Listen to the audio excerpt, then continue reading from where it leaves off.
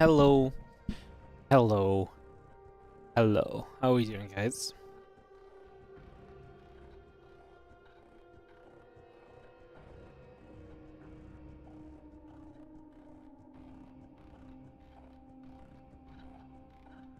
It has been a hot second. It has been a hot second. Hello. Hope everyone is doing well.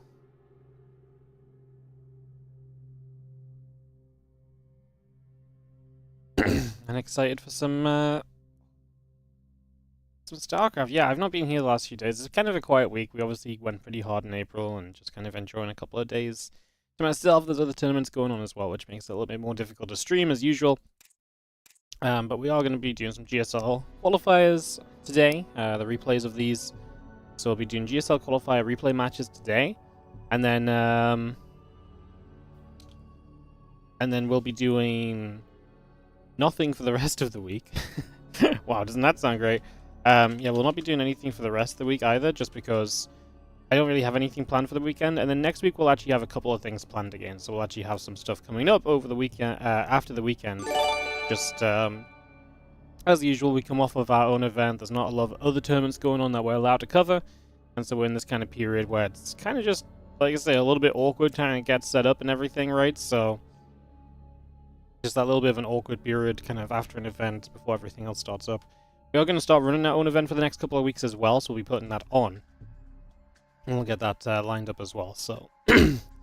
That is the plan of action. What's up, C-Code? Thank you so much for the 38-month resub. Thank you so much, Caillou Cancam, for the 26-month resub as well. And, yeah, hope everyone is doing well.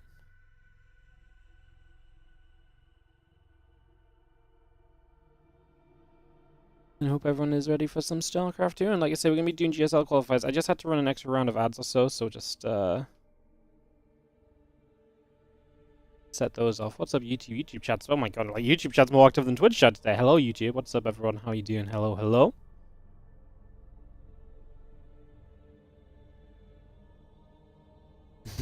Let me do that thing where chat disappoints you by not reading the information provided. Where's the bracket? Good one. Yeah, good one. I like that. What's up? Hello from Redding, California. Thanks for asking videos on YouTube. No worries. Thank you so much for watching. Appreciate it. Hell yeah. Hey, good to see you guys. I'm just running a couple of minutes of ads on Twitch, and then once those get passed, we'll continue through and actually get started. So, I've picked out a couple matches for sure to cast here.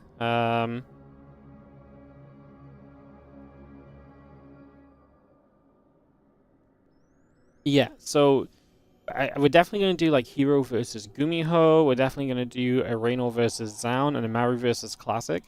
Other than that, we're going to just kind of pick and choose. This is not going to be the longest of streams. We also have a bit of sponsored content to do afterwards. So we're probably looking at about 2 to 2.5 hours of StarCraft 2.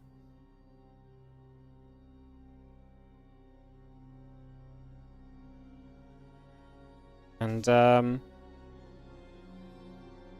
yeah, probably like 2 to 2.5 hours of StarCraft 2. I actually think that gets us through the majority of the good replays, aka the non-mirror matchups.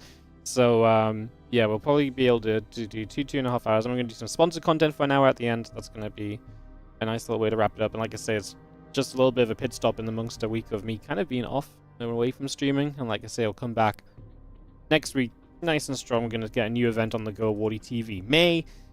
Start that up. Obviously, we're still crowdfunding for the WardiTV 2025 series as well. You can check that out. I believe the bot is in Twitch and YouTube chat right now, so if you !mark 2025, the information for that should pop up no matter where you are. So you can check that out as well. And yeah, that's kind of where we're at. That's kind of what we're doing. That's kind of what's going on. So yeah, I'm just thinking if there's anything else I want to add or discuss or anything along those lines. I don't think so, though. I've got 10 seconds to add left. But I think we should just get into it and start, yeah,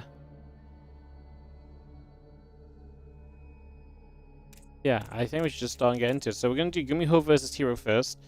The GSL qualifier was a bit of a weird format. So the way it worked was that initially there were 4 double elimination brackets, and if you got top 2 in one of those brackets, you moved on to the winners bracket, and you were qualified for GSL, but you would essentially play seeding matches to see what group stage you start in. If you finished 3rd or 4th in these initial brackets, you would drop down to the loser bracket, and then you were fighting another double elimination bracket where you have a chance just to straight up qualify still. So it's a little bit confusing. My shoulder hurts, sorry. It's a little bit confusing. But basically all the matches that we have are like the final matches of each bracket. So these ones, this initial one of Gumiho versus Hero comes from basically like you win this and you're into GSL. And you might see more Gumiho or Hero later today. Because I guess we might do the loser match version of this group. I don't know. TLDR, there's like, the format was a bit weird. It's very difficult to explain without bringing up the bracket, but the bracket has all the results on it, and hence we don't want to spoil everybody. So we're just going to go dive in. We're going to cast some... we're going to cast some games and just going to have a good time. So, Maru, yes, we'll be doing 1 and 2 of Maru series as well. Maru has been playing for the GSL. Awesome. Alright, we should be able to get this on the go. As I say, it's going to be Gumiho versus Hero for our first matchup, I think. Let's just dive in. The double bracket setup. Yeah, it's almost like quadruple elimination. It's like quadruple elimination, but you only get quadruple eliminated if you make it to a certain point in the first place.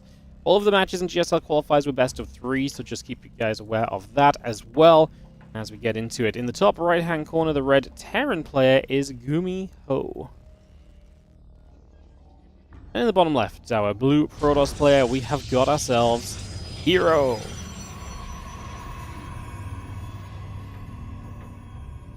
In number 1 of this best of 3 series, as we kick this off and we get this started and we get this underway to see what exactly is going to be going down.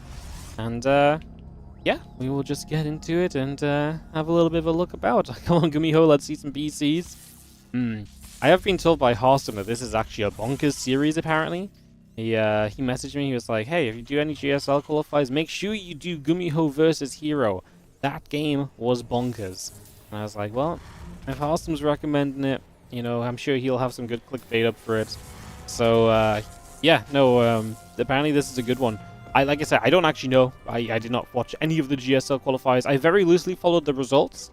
I could probably tell you who is qualified and who is not, but because of the whole process, like, I don't know who wins this series, because even if you lose here, you have a chance to qualify still, right? So it actually works out quite nice for me casting these, because even if I know who qualified, overall, I actually don't know the results of each of these individual games. We actually get to enjoy them kind of together, and we really get to kind of figure out the results together and stuff, so I'm all about that. Hopefully you guys are all about that too. Like I said, just a nice little pit stop with some StarCraft 2 today, as we mix it up ahead of, like I said, just a little bit, just in the middle of a week of just chilling out a little bit. It's very rare we slow down on the Wardy stream, but we just kind of ran out of steam. We didn't have events to run for a little bit.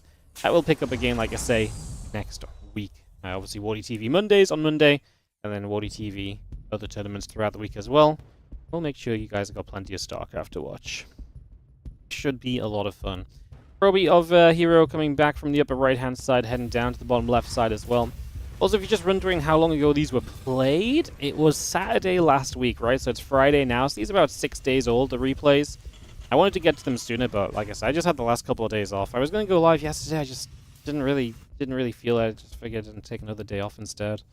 I know, lazy Wardy, huh? Taking days off instead of getting here and casting these replays.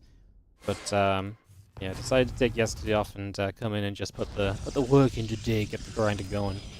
As the Adept is going to come shading through, heading toward the upper right-hand side of the map, so he's going to go journeying over there just to begin with, try and find some info as it continues off to the upper right-hand corner. So that Adept is going to make its way over. Again, Twilight Council, Nexus, Stalker, and Probes all build, and we get a Warp Gate added on as well. It's going to be seeing our Adept coming on through. Single Marine going to be there. The Adept gets turned around at the front. Twilight Council about to complete. A couple of Probes and the Stalker on the way through as well. We add on that Gateway of Hero just on the front of the Natural. And Blink is on the way up, so nothing too crazy. Looks as though they hosted this without Game Hop, by the way. Obviously, GSL I don't think has any rules, and you have to host it with a certain mod or anything. These games are not intended to be cast, so they're not like hosted by an admin or anything, so yeah, if you're wondering where like the worker killed counter is and stuff like that, that's just going to be missing here. just because of the fact that the players are hosting it. Some players automatically host with this mod. I don't understand, honestly, to me, I don't understand if you're a player why you would not host the game with the mod that makes it easier to watch the replay. But surely as a pro player, you want to go through and watch the replay and like learn from it, and surely the more simple and easy it is you can watch the replay, or the more information you can find from watching the replay more easily, the better it is for you. But apparently the players, not all the players kind of see it like that, so they don't bother. Yeah, I mean, I've got caster brain. I need all of these little bits of information popping up in easily seen places. Obviously, the player's much more capable than I am of just pressing a button and being like, oh yeah, he killed 7 workers there. Cool. A few of these Marines are going to unload, and we will have ourselves a little shove across the map, and we are going to start heading toward the natural here as a gateway finishes morphing in. A few Stalkers and Sentries setting up as well. The medevac loads and is going to relocate in toward the main base now as the couple of Stalkers come through. The other couple of Stalkers coming across as well. And we will just have ourselves a couple of Stalkers actually getting an interception. So that's really good shutdown from Hero. You get in, you deny this medevac straight away, you stop this from really doing anything at all. It turns around, and this is an early game where nobody's lost anything, but it's you haven't even had to pull probes. So really 0 damage taken for yourself as Hero. It sets you up in a great place to continue through. As Gumiho just heads back home, gathers up. Obviously strength to Gumiho as well. Like, okay, you didn't really do much damage, or slow the pros down. But at least you didn't lose, at least you didn't like lose a full medevac drop trying to get damage done and not find anything. So at least there is a little bit of value here still. Let's just have ourselves a Stalkers and a Sentry going to start moving to the front, and they're going to blink into this main base. Going to potentially find a reactor, which is quite nice. Tank not sieged up in the main. Reactor goes down immediately. Always one of the more expensive things to get rid of. Expensive and quick to get rid of, right? Because you can knock the reactor down super quick. And as you knock that reactor down, it's just 50 gas. It takes a long time to rebuild. It takes that production structure out of the game while it rebuilds that reactor as well. So there's just a lot of value to coming in there and getting an add-on like that. It's one of the best things you can pick off because, like I say, you don't get a lot of time in this main base. But the reactor does not have a lot of HP for you to chew through. So it's very quick and almost guaranteed damage compared to other things that you could target but maybe not quite get. The repair gets in there. Maybe then you snag an SCV, but that's about all. But then you have to overcommit. You lose a Stalker. In this case, they've really still not lost much of anything. The Adept went down, an SCV and a Marine plus that reactor. And Hero is still poking about with these Stalkers as he looks for further damage now in the main base. 4 Stalkers, the perfect number to get rid of some SCVs and Marines as well. As we are pushing back away at the Stalkers at the front, so Hero will succeed heavily in the main. On the other side of the map, there's a drop already showing up on the 3rd base. Now the rest of the army just going to pull the SCVs and go to the other side. So Gumiho is going to go into full-on offense mode, as obviously Hero's doing fantastically over here. So Gumiho has to just go and try and win the game right now, he says, with that SCV pull. And so he comes straight across the map. Cyclone locking onto the Stalker already. The SCVs will pull across. The Marine tank will aim to get into the front here. Cyclone locking onto a Stalker for a moment or two. Guardian Shield pops up.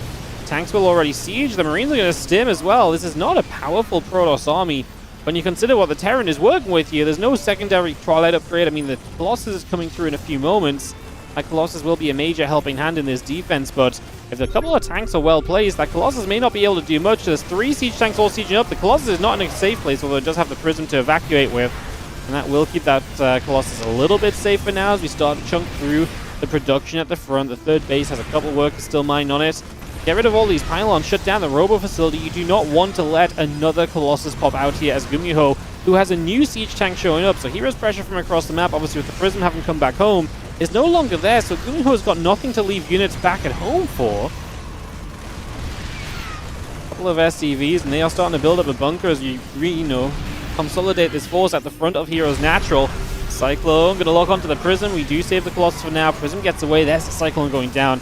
I actually think it's a big win for Hero because that Cyclone has potential to be so annoying, especially against the Prism, which is clearly the lifeline of this army, with the fact it can save the Colossus, although I'm not sure if that alone is going to get the job done at this point of time. We see ourselves a couple more Marines still poking away on the 3rd base and trying to see if there's anything else to be done there.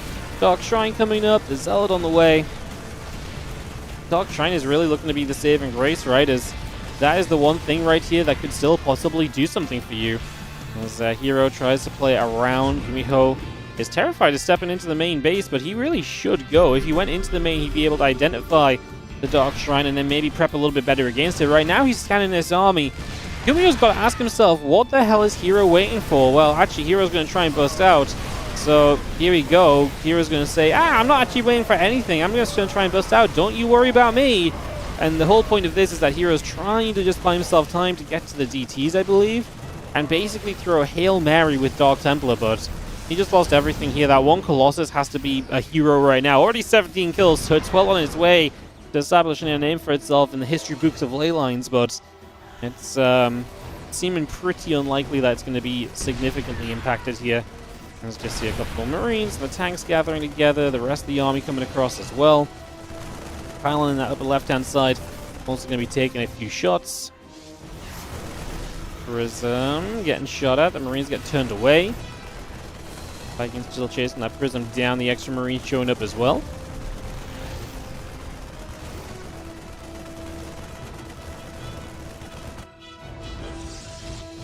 As the DTs, they're going to be what try and win this game. Missile turret comes down at the front, Gumiho's starting to respect. And maybe there's a way he can, there's like reasons why Hero's still in the game. Like I say, you've got to ask, why hasn't he left yet? And these DTs are going to show up. And I mean, missile turret on the way, but there's not actually going to be much in the main base to defend these DTs. So they're going to start running rampant. Oh, we're just going to straight up fight in the main now. Prism will come through with the Colossus. Scan on the DTs. The DTs got a lot of damage done, though. There goes the Colossus. It was a champion. It really did so much work in this game. They put in so many kills to try and help us along the way here as Hero tries to evacuate a couple of DTs getting out. Gumiho is down to 9 SCVs. And he doesn't have a scan, so DTs are actually cleaning up siege tanks as well. I mean, this is bordering on ridiculous as this main base goes down. So the DTs are going to come back through the other side. And Hero currently is making this work with DTs. The orbitals are in the sky, so scans unavailable. We can't lift everything into the medevacs. Sometimes winning games should not be so much of a struggle, you know? But this is definitely one of those times where it's much more of a struggle than it ever should be. I mean, there's just no world in which this should be so difficult for Gumiho, but yeah, he's let kind of here. He really just waited to kind of think about how he could still lose this game. You know, missile turret a little bit earlier at home, and these DTs maybe never get as far. This never gets out of control. He gets a missile turret up here, but that's only, you know, going to do so much for you. 2 workers on the map from here. I mean, there was a point in this game where Gumiho was up like 50 to 10 army supply or something, and now it's 16 to 10. The DTs have been pretty heckin' amazing, to say the least. I mean, they're going to continue to put the work in. The problem is, I think eventually we just get to a stage here, right, where the orbitals will land next to the army, and the army can protect it, and the Terran can build back up, where Hero just cannot. Hero's never going to be able to get another base up in this game, right? So he's just missing a lot of the tools he would need to really let this go any further. Orbital floating across the map once again. We just have ourselves the couple of DTs are still putting the work in. Depot going down as well. I mean, this should be unlosable for Gumiho. He's got a missile turret. He's got an orbital on the way over. He can start mining. He's got production flying over too. For all the hoo-ha of, okay, Hero's still alive and he's making things happen. Like, I mean, then again, 2 Archons is moving. Maybe this is Hero's chance. Can Hero fight this on with 2 Archons? Archons are super tanky. Is there a world he could actually take a fight? 2 Archons, 2 Zealots, and a DT. That's the dream. This is the Protoss army dreams are made of. I love the orbital landing, obviously try and blockade the way. As in we go, Marines are going to get caught by the probes on the other side, and we are going to get rid of the tank. We're going to get rid of the Marines. Oh my god, Hero's going to win the fight. What? Okay, well, if nothing else, it's... Gumiho can't let this end in anything worse than it. Like, Gumiho can flow buildings, so Hero is fighting for a draw. I'm pretty sure Hero can't ever win this game because the buildings will always just fly to a corner and a tie will be made. But we currently have ourselves 2 Zealots and a DT and an Archon that are just not being killed. Honestly, morphing in the Archons and choosing to fight was a fantastic move. That little bit of army that was left from Gumiho was actually not good enough, even though he had to, you know, he was the one getting attacked into. The CC was there to make the Archons walk the long way around.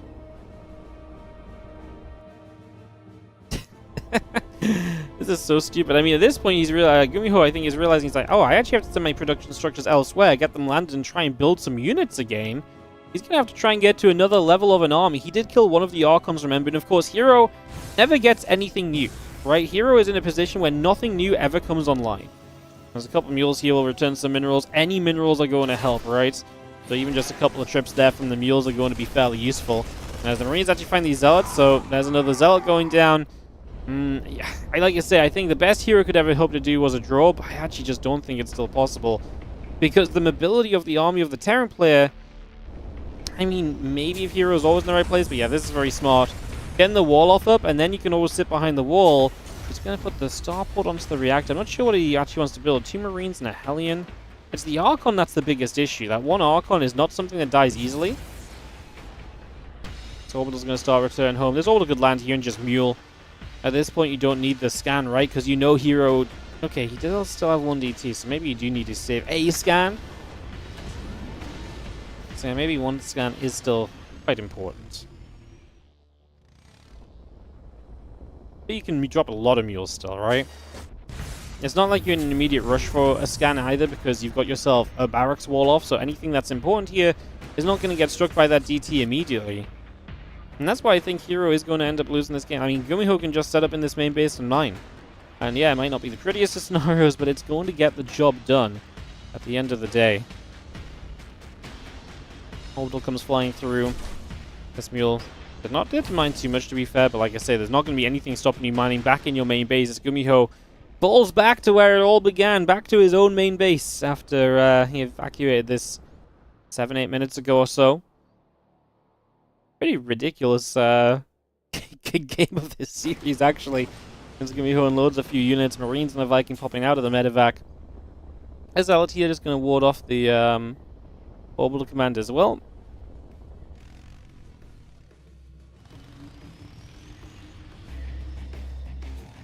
DT getting chased, Orbital going to be burning Alpha down into that corner. Just getting pushed away. And again, DT and the Zealot. The Ark, I'm going to keep an eye on all of this for now.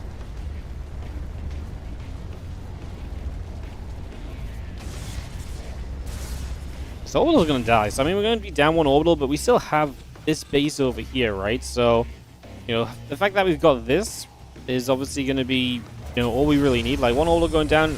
I was going to say, can we drop the mules at least? Looks like I actually think this was from this base. I mean, losing an Orbital is nice, but Hero still has to do something because now the Terran player is mining. There's a missile turret up, so the DT won't be a factor. The Archon will not have the range to break through this wall and, you know, truly attack those units. And I think it's very fair to say that this has turned into a Gumiho victory. I mean, it should have always been a Gumiho victory. Like, I mean, when you look back on this game where Gumiho was at, there should have never been a thought in your mind that this was even going to be kind of close. Hero's asking basically if he has an SCV, if he has a way to build, and Gumiho says, yep. And that probably means GG, because otherwise it's a draw. Yeah. So, I don't speak Korean, but my imagination is that Gumiho says, yes, I've got SCVs, I can build SCVs, I've got depots. Like, Hero basically doesn't know what's behind the wall, but if Hero looks behind, if there's no mining here from Gumiho, like, for example, if he's got no depots and he can't build an SCV, and hence he can mine, but he can never build another depot, his army never gets larger than it is, which means that then he can never go across the map and end the game, right? So then Hero comes his base and it's a tie, and that's why Hero is going to be, you know, basically tapping out there. But when you rewind this game, like, what a ridiculous situation. Like, when you go back and look at just how good a position we were in as Gumiho, the fact it came down to this kind of gets you. Like, these are the kind of scenarios where it's like, hello? Hi? Like, why is Hero allowed to be this good? Like, look at, it wasn't really here, it was a little bit further down. Like, 48 to 30, 48 to 26, 50. There's a moment here where, like, the breakout attempt comes in. I mean, this is just 20 army supply lead the whole way through. Like, this moment now is horrible for Hero. It goes to, like, 12 army supply, 10 army supply to the 40. Like, he is so dead. And Gumiho just needs to think at any moment sooner than what he did, hey, what if he makes DTs? And just get a turret ready at home and keep a couple of units there. And this Colossus lived for so long and did so much. Absolutely crazy that that was 8 minutes of development from there. As that is just a game number 1 of this best of 3 between Hero and Gumiho, opening up on ley lines. Like I say, a very fun way to start off a series. as we'll head into game number 2, guys. So just going to keep the games rolling a day for the most part. I have to run some ads here and there just to keep them off. But yeah, let's jump into game number 2. As we have ourselves the second map is going to be the Amygdala. So Gumiho gets the 1-0 lead. And we head into our second map here. As we have in the top right-hand corner, the red Terran player with that 1-0 advantage. This is a Gumiho. Takes on the blue Protoss player in the bottom left corner of the map. We've got ourselves a hero.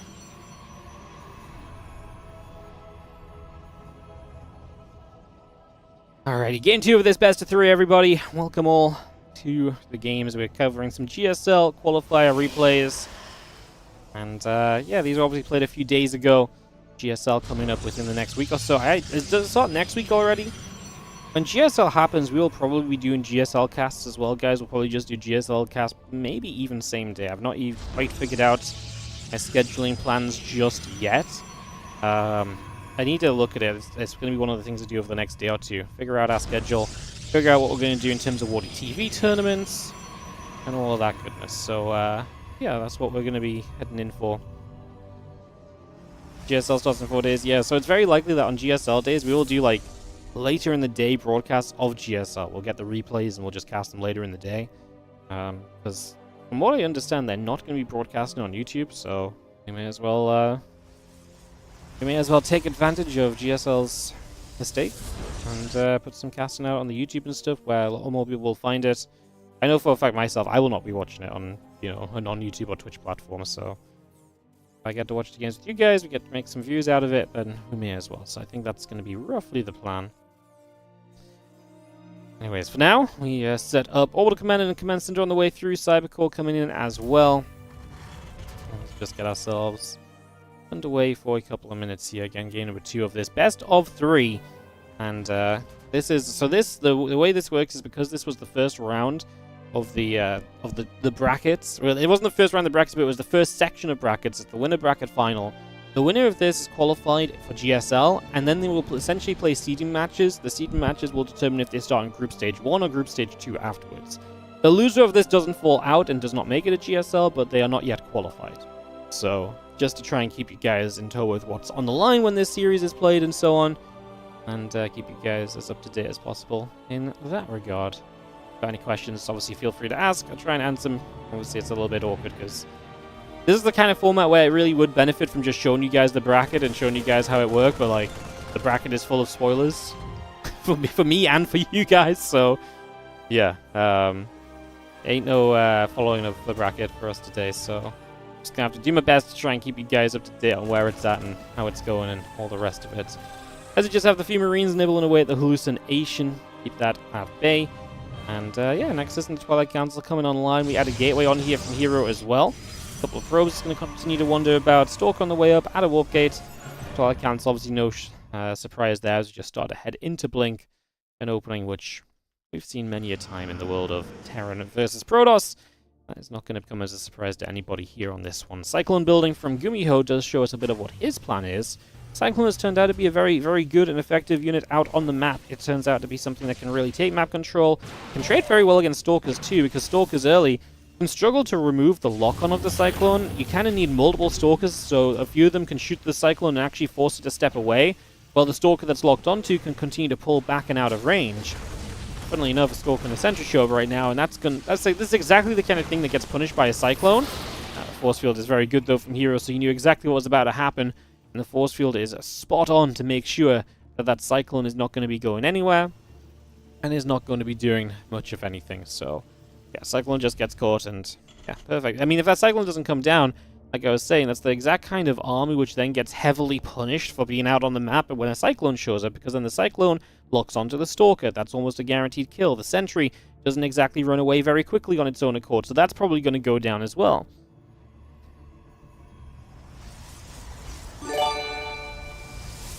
So there we go. Let's just have ourselves a couple more Stalkers gathering up. Another Stalker warping in. Hey, what's up, Dominator? How you doing? Thank you so much for the 50-month resub on the Prime. Much appreciated. Thank you very much for the resub on the Primey. Thank you, thank you, thank you. Vexel boosting over.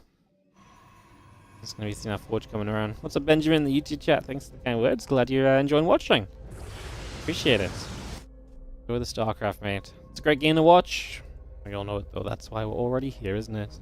You guys don't need telling. You guys don't need telling all of that. Simpack and the +1 on the way through. Marine Marauder Medevac still in production. We got those extra depots on the way. Forge and the Robo Bay coming online. The Blink about to finish up on the Twilight Council. And, yeah, Hero going for that Robo Bay before the third Nexus. So very safe. Getting into that tech-heavy style. You know, opening your tech before expansion just makes you that much safer, that much more difficult to kill. So definitely think that that will be a factor here. As we continue through, just got that charge on the way up. That Robo Bay coming online, as I've mentioned a couple times already, but just to really sell the point home, that finishes, and we'll see the Colossus starting up straight away with charging +1 as well. It's just Stalker Zealot Colossus initially, as Gumiho does load up his first 2 medevacs of this game, going to begin to boost those across down to the bottom left-hand side. So Gumiho going to bring those across the bottom left, going to try and get those into the main base and so on, and try and find some damage and some opportunity, and see what we can maybe do there as well. Not much if the Stalkers intercept, and we are going to be seeing these medevacs. Well, I mean, haven't loaded a couple units, so now Hero's a little out of position, and that's where the recall is going to come in to be a little bit of a saving grace.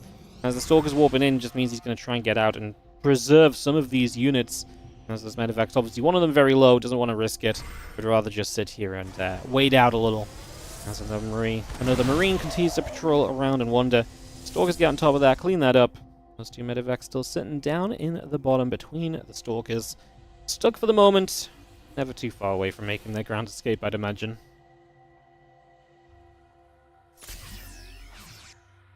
Fire units coming down the bottom right-hand side. There's a couple of medevacs just sitting there for the moment. The rest of the bio coming through. Where can we watch these qualifiers? Right here! Yeah, GSL Qualifiers aren't actually broadcast officially anywhere, so the only way you can watch GSL Qualifiers is by channels like this one or other community streamers who have picked up the replays to cast. Well, it's probably, I mean, I'm pretty sure everyone has probably casted some GSL Qualifiers the last few days. I'm definitely not the first to the GSL Qualifier table, so yeah, there's no official stream. Gumiho just gets chased down. This was, yeah. I mean, the Stalker's already shutting you down, and the rest of this army getting caught, and then it's like, hey, Gumiho, go and do something from here. It's like something like what exactly, you know? Kind of just a little bit of a lackluster game following a first game that was so awesome in comparison, you know? So yeah, GG's, and we will be heading ourselves into Game 3 in just a second, guys. We run some ads just to keep them out of the way for the people enjoying the games. So, yeah. Yeah. Honey back from uni, hoping for a weekend full of Wardy and procrastination. Well, unfortunately, I won't be here over the weekend. I'm taking Saturday and Sunday off, and then next week will be full of streams again. I'm gonna get my schedule back on track for next week, and then we'll just go. Next couple of weeks. Yeah, next couple of weeks should be pretty solid. Yeah, next couple of weeks, and then obviously there'll be Dallas, so Dallas will be a quiet week on the stream. The week after Dallas, I'm away for a wedding. So the next couple of weeks, we're really going to go big. Obviously, during Dallas, we'll be a bit quieter, and just before I go to the wedding, we'll be trying to stream as much as possible too. So this week really was just a bit more of a quiet week. We'll build back up, and then we'll be a little bit quieter, and we come back and we get fully set once again, and just go. When does Dallas start? The 23rd. Yeah.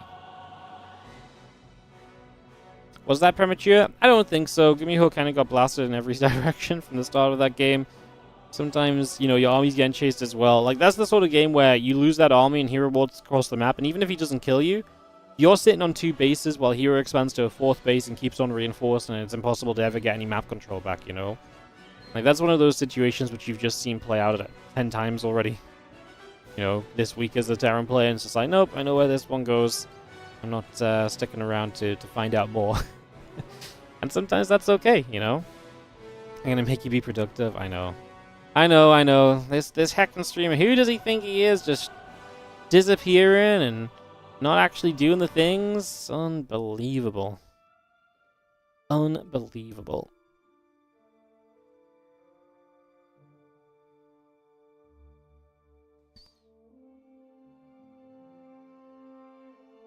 Alrighty guys, let's go into game number 3. It's going to be on Ultra Love as it's a deciding map. So the winner of this qualifies for GSL. We might see more of the winner later. I haven't decided which series we're going to cast yet. We might see more of the winner of this later. Because again, the winner of this will still get to play seeding matches. And we might see more of the loser as they continue to try and qualify. Depending on which matches we jump into. And catch and all those kind of things.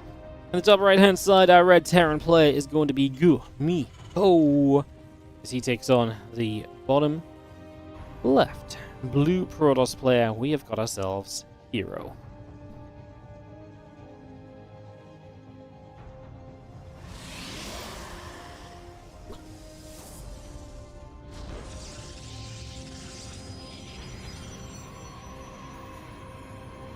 (1-1) in this best of 3.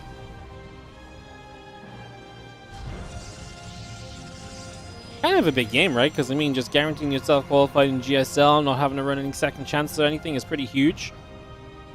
Kind of a statement if Gumiho comes through and wins as well, right? Because Hero is no slouch. Hero's been playing very well lately, and there's no world in which Hero is going to be starting to drop off for GSL. Like, to me, he's only going to be getting better. So, alright, Gumiho already taking that first game. I mean, that first game was pretty wild, too. And to be fair, I think that first game shows the prowess of Hero. Even in a game that went terribly wrong, he made something way more of that game that ever should have really been legal. Like, so much more happening than what should have been allowable. So, and that's pretty crazy as well. As this barracks finishes up, Reaper on the way. Orbital continuing to come up as well. Just have the early establishment taking a few moments. Again, no real surprises in the grand scheme of things just yet. Factory coming down into the main base. Just going to be seeing the Nexus building on the natural. Get that started. Cybercore on the way as well in the main. To bring all of that through. Reaper going to be coming up along with it. That Reaper hopping out of this barracks in the next few moments. Going to get that across the map. And start journeying over. So away we go with Mr. Reaper. Mr. Reaper heading down to the bottom left-hand side. Like I said, on a little bit of a journey here initially. Okay, and the Adept coming through, the Nexus on the way, probing the battery on the way online as well, so we bring a little bit more of that up and running.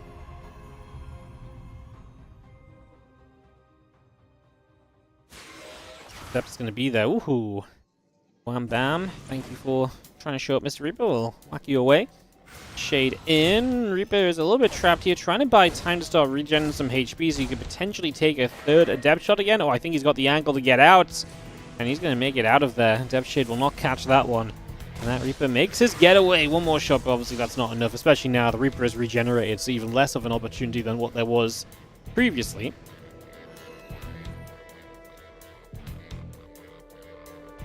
Hallucination still flying through overhead. A couple of Reapers are going to go pulling back as well. Just going to see that Wood of Mine getting burrowed up. And with that Wood of Mine burrowing, again, the Hallucination flying through. Reactor going to finish on the barracks in the next few moments as well. I'm just going to be seeing the Widow Mines getting spotted. So good from the Hallucination, giving you an exact bit of info as to what's coming out of Gumiho's base. The more information you find on that, the happier you're typically going to be. So it really is a good bit of info to work with. There's Marines and a Widow Mine, Starport coming online. And the Adept continues to shade to the upper right-hand side. There is a Widow Mine burrowed up right there. The Adept is going to get far enough past it that it will not connect, though. And that is going to be some SCVs in trouble. Marines will start a fight as well. New Widow Mine will continue to try and zone the Adept, I imagine. As the two Reapers come home. It's going to be pretty darn good micro from Gumiho. Doesn't lose anything in that process. Good micro back on the Marines. He lost one SCV, right? No, he didn't even lose the SCV. The SCV lived as well. Damn, Gumiho. Showing up a little bit, huh? Even I didn't believe it. Even I thought he'd lost something that she hadn't lost. I tell you what, Gumiho's interesting me right now because Gumiho has not actually played in everything lately. He's actually not been playing in a lot of the Open Cups. He's not been playing in a lot of... You know, he will play in an event if you invite him, but he doesn't play a lot of the qualifiers. He kind of just sits back, and I don't know if he's just doing other things with his life, right? And StarCraft has taken a little bit more of like of a backline, but like, to me, it feels like he's not playing as much StarCraft, because if you're playing a lot of StarCraft, why not play in all of the Open Cups? Why not play in the qualifiers for some of these events? And Gumiho just hasn't been. And so I'm really interested because then when he does show up, he actually looks very good. I noticed this when I invited him to a tournament recently he played. I was like, oh my god, Gumiho is actually still really good. I thought he might not be looking as hot right now because we hadn't seen as much of him, but maybe just taking it easy and not playing and everything has done him some favors, done him some benefits. Obviously looking good right now in this series. Like I say, even just a map off of Hero is a fairly impressive result on its own. And even if he loses this series, him being able to take a map off of Hero, and to be fair, he's already made it to this match as well, right? We only have the qualifying matches or the last match of each bracket, but like he has beaten players to get to this point as well, so he's obviously got to be feeling pretty good to have been able to beat a few guys to get here as well. So yes, Gumiho definitely seemed to be a lot more in shape than what I imagined he would be. Like I say, just based on recent activity from him. Stalkers move around the bottom right side. The +1 on the charge upgrades, which sit in that production tab currently. A little bit different in this game as Hero does not take the Robo Bay. He does not go into that third Nexus after that. He goes for a much faster third Nexus, as that's a pretty nice catch on the... it's a pretty nice catch on the medevac, but then he actually still ends up losing a Stalker. The other one am I going to try and play Runaway, but that will do nothing more than just distract the Stalkers for a handful more moments. Well, good shit down there from Heroes. He does not let Gumiho move across the map just like that. A couple of more Reapers going to show up. Marines and tanks will join together as well. A couple of these Marauders also popping out. That's the charge and the +1 attack upgrade. Coming through too. The extra gateways building from Hero back in the main base. A couple of extra Zealots are going to get warped in as well. Drop a pylon down here from Hero 2. Just going to get that all set up.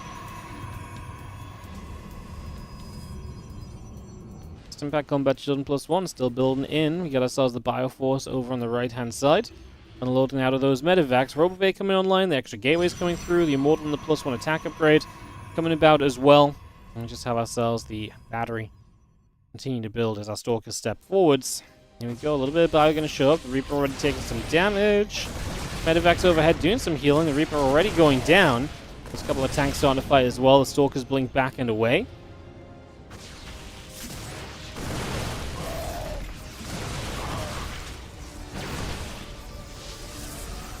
Still trying to trade. There come the Zealots, going to go charging forward. The Immortal Sentries send up as well. Tanks are going to start firing back as well. Uh-oh, Hero in a little bit of trouble. A lot of power in this army. The Bioforce not going anywhere quickly. The Zealots are doing nothing at all. And Hero's army is melting, quite frankly. I mean, he just got absolutely demolished in this. Not prepared for it at all. Not really fighting near enough the batteries. Like getting caught down, towards being down the ramp initially. Not ideal. The Stalkers retreat away. Now a Colossus on the way through. But yeah, the Zealots just did nothing here as well. He probably needed to fight this later. Basically go into that fight when there's a lot more Zealots available, because right here the Zealots just died so quickly. I mean, now we're pulling probes straight into this as the Immortal will probably get rid of the Siege Tank. But you've got so much Bio left over, and you don't really have much that's really kind of working against Bio. I mean, I guess an extra round of Zealots could go a long way. Zealots are the kind of thing that might hold your opponent up long enough right here, so let's see. As the Bio will come through, a couple more of those Zealots dropping, Stalkers are falling. New Colossus pops out. That will also get jumped on. The Colossus falls. Stalkers die. Zealot's still trying to come through. The Bio pulling back. And the Medevacs overhead. This will do a little bit more healing. Onto those Marauders as well. Where do we end up at after all of this? 35-9 army supply. A couple of those Marines. Just going to get jumped on again. Just going to see the Sentry going down too. I think that one's pretty much going to be done. Not much else to add on to that as we just have a little bit too much Terran. And Hero getting caught off guard. I think that first fight really just was not pretty for him. Gumiho floating money during this as well. 1,000 minerals, but that shouldn't matter with the amount of reinforcements he has streaming across the other side of the map. The reinforced wave is looking to be absolutely more than good enough. As the Bio continues to press in here. A couple more probes going down. The Stalker still being chased right into the background as well. The Stalker getting... hunted. And I mean, we're pulling in probes once more. I just don't see an ending for this that does not result in Hero typing out the GG. Gumiho, just like that, qualifies into GSL. Gumiho is so heckin' cool, isn't he? Just like I say, just doesn't really play much, shows up, and he's like, hey, by the way. And everyone's like, what? He's like, I'm really freaking good. Genuinely freaking cool. Genuinely freaking cool. Alright, guys. How about we do the losers match from this same group? So let's do, because obviously heroes in the winners match, we'll do the losers match. There's gonna be hero versus Shin. How about that? Let's do that one next. Like I say, I definitely have a couple of matches that I want to do. And we will get to those, but I think let's do hero versus Shin. That seems pretty fun. A little bit of PvZ. Let's get some Zerg up in here. I'm not sure how many Zergs we'll see today otherwise, so we'll jump into hero versus Shin in just a couple of minutes. We'll just run a round of ads and we'll get into some more GSL qualifiers.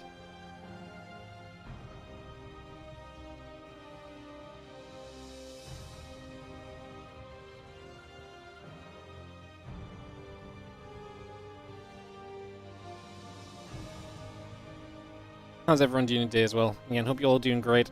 There's been a lot of great StarCraft going on recently. Like I said, I've been just taking a few days off, taking it kind of nice and easy and chill. Love it. Love it. Yo, Deja Enigma, how you doing? Thank you so much for the 30-month resub on the Prime. Appreciate it. Thank you so much. Just while we have a moment, guys, I just want to take a quick moment to mention the WardiTV 2025 series crowdfunder, which is still ongoing. I've obviously not streamed for a couple of days, so it's come to a little bit of a halt, but hopefully we can get the momentum on this going once again, and still try and raise towards $10,000 to try and help support WardiTV tournaments in 2025. 100% of money being raised here is going directly into the players and will help us to run better tournaments. That allows us to put on bigger and better tournaments for the players. And like I say, all of your support goes into prize money. This is not complicated or anything like that. This all goes into the prize pool. And yeah, it will support a bunch of different WardiTV events. If you want to find out more, !2025 in the chat and check out the Indiegogo page. The Indiegogo page has all of the information, so all of this really tells you about what it is. There's the video as well with the announcement and so on. So help us out with that. As you can see, we're 57%. So this is about $10,000. So 57% is like $5,700, which is an amazing starting point. But like I said, we've got some work left to do over the next month. I really want to try and push this up to 10K. The more momentum we get behind this, the more events we can run, the better events we can run, and like I say, the more we can do to help keep the StarCraft ecosystem alive and healthy. This is obviously, again, focused on events throughout this year as well, so this is not just the next month or two. This is, you know, up until the end of this year, leading into our WardiTV 2025 Championship. So, again, do check that out if you haven't already. Support if you can. Like I say, I know I'm probably going to talk about it a lot when we do stream, but it really does... it does help. Alrighty, guys, let's do this Shin versus Hero series. So this is the lower bracket match. So again, the way this works is if you win this, and I guess I'll explain it when we get in game. But the way this works is if you win this match, you're qualified for GSL, and you will play seeding matches. And if you lose this match, you are not qualified for GSL, but you will have a second chance in basically the last chance bracket. So both these players will be moving on to another double elimination bracket, just the winner will be moving on to a seeding bracket where you can even potentially not lock yourself in for a place in group stage 2.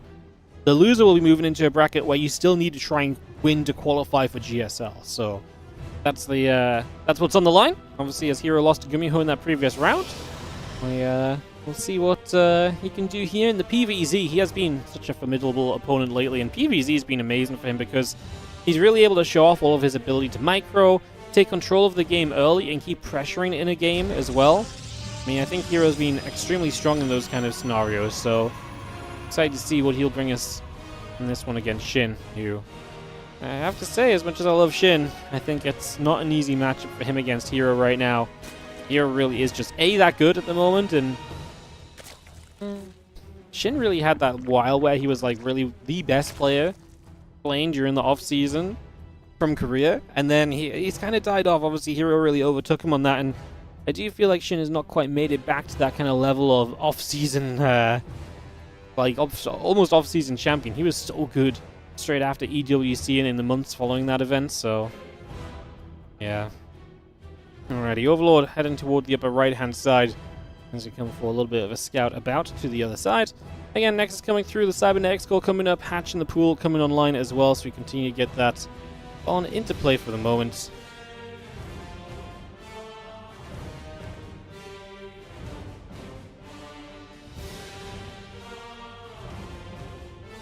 Catch gas and pool coming about. A couple drones coming in. Cybercore and the Nexus coming up as well. Still got a probe building.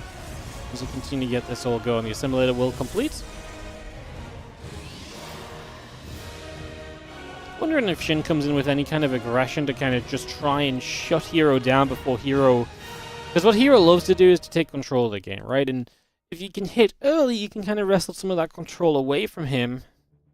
Because a lot of the time, Hero's openings are so good that then the follow-ups are so good too. But then again, if you take damage early, your own aggression is going to come way less powered up, and that's going to be an issue all of its own. So, kind of problems upon problems, realistically. As that probe continues to patrol, we'll see a couple of lings just nibbling onto this set of rocks as well. Just trying to open that up. Cybercore popping through. And that queen wandering out to the front is the third hatchery. We'll drop straight into place. We're just going to drop that third hatch into location here, get that started already.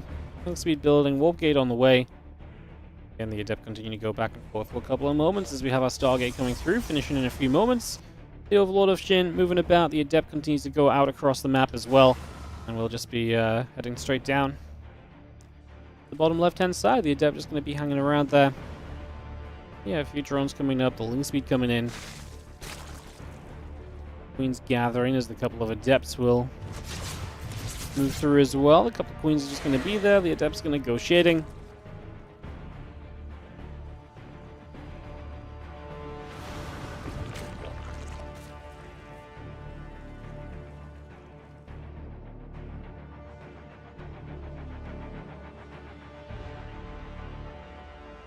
That Oracle's still building up on the Stargate. The Oracle of Hero heads down the bottom left, going to join with the Adepts. And like I say, this is the kind of moment where you set up a little bit of this possible harassment. You set up this opportunity to come through and to really try and strike in and get some damage done. So let's see what we can do with that.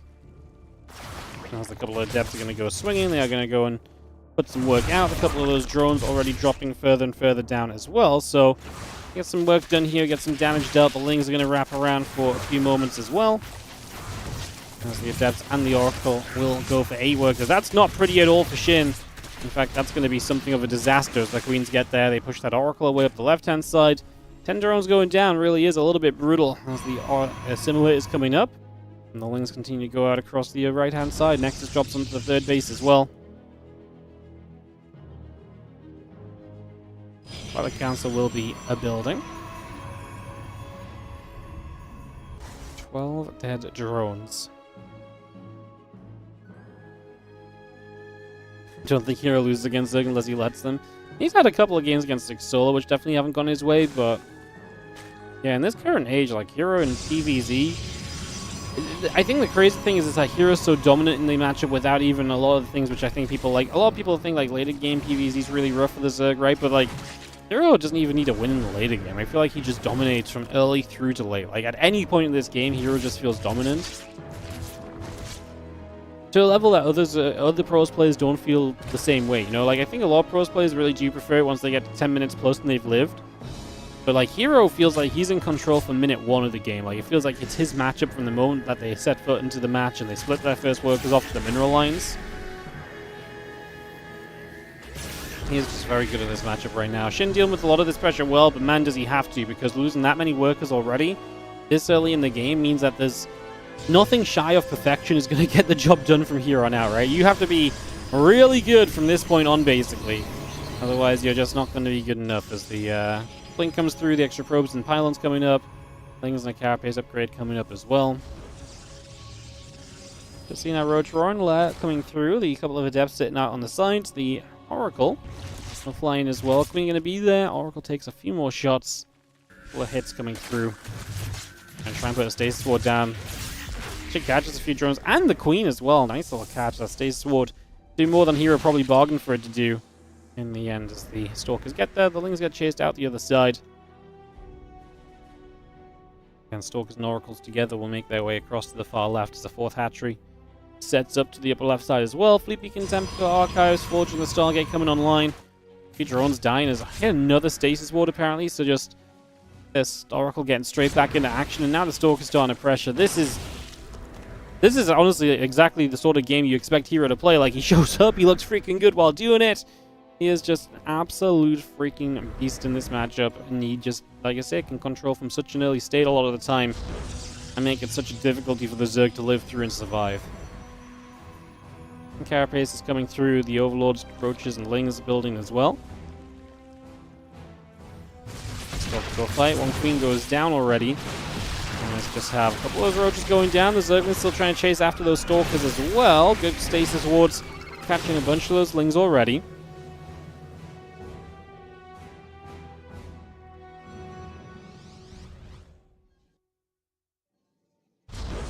Nexus drops to the top. 12 o'clock going, the few Lings back around the right side. The Stalkers are going to come back over as well. And Storm +1 charge coming through. We get ourselves the Baneling Nest. Also coming up here from Shin at the moment, so we continue to bring that along. These Oracles gathering together. Little Revelation down, and a few of those Lings and Roaches just going to get jumped on. A couple of Roaches getting shot at. I mean, again, just the Oracles. The fact that Oracles can show up and look so demanding and so powerful in their own right is kind of like, oh my god, like, hello? Like, if they can just show up, like, that kind of makes you feel as though you're already in a rough position, right, as Shin. And we know Shin's not in a good position. He lost 16 drones this game, he lost a bunch of units along the way with it, he's only killed a couple of Adepts in comparison. And Hero's just cruising forward, he's just going to start building Tempest, a very comfortable later game army coming up for him. Stalkers control the ground, the Oracles just keep map control as well. Through and through. This is, yeah, through and through, this is going to be a Protoss army, which I just don't think. I mean, Shin's just on his way to Baneling speed while his opponent's building Tempest, right? Like, explain that to me. That's not gonna... it doesn't really show you where things are at, right? As the stasis is gonna go down again. Well, Tempest still coming about. Cannon in the battery coming through. Sky melee upgrade and Bane speed building. The Lings and Roaches. I mean, we're actually gonna start fighting up over here, apparently. A few Lings and Roaches running in. Shin's trying to split his army in two different directions, so the Ling Bane setting up on that right-hand side as well is going to be a part of this, looking to kind of just ping-pong on both sides. Just difficult to really believe that too much is going to come of this, guys. This really does feel like the kind of game which is already well on its way to being done, unfortunately, for Shin. I mean, from the early game, it's been pretty tough for you, so not exactly ideal. As Ling Roach Ravager Bane moves in from the upper left, some Zealots down to the bottom side. Trying to see a bit of what's going on as well. Mothership building up, +1 air weapons coming through. Here you go with the Roach Ravager stepping forward. A couple Storms coming out onto those Roaches already. Cannon's taking some hits. I'm just going to say, gee, he doesn't even wait for the fight. On the right side, Stasis caught a bunch. There's Tempest. Yeah, okay. Shin doesn't even let everything connect because he just knows how doomed it is. The fact that there's so much tech on the field from his opponent, and yeah. GG's. That's gonna be a game. Well, the good news about finishing one game in this scenario is we can just get straight into the next one. We're gonna go to Amygdala for a second map of this best of 3 as Shin battles against Hero here in this series. Let's see what we get as we go into Amygdala, and we start off in the bottom left-hand side of the map with our red Protoss player. This is going to be Hero. It's best of 3, and he's up by 1. As you head into game number 2.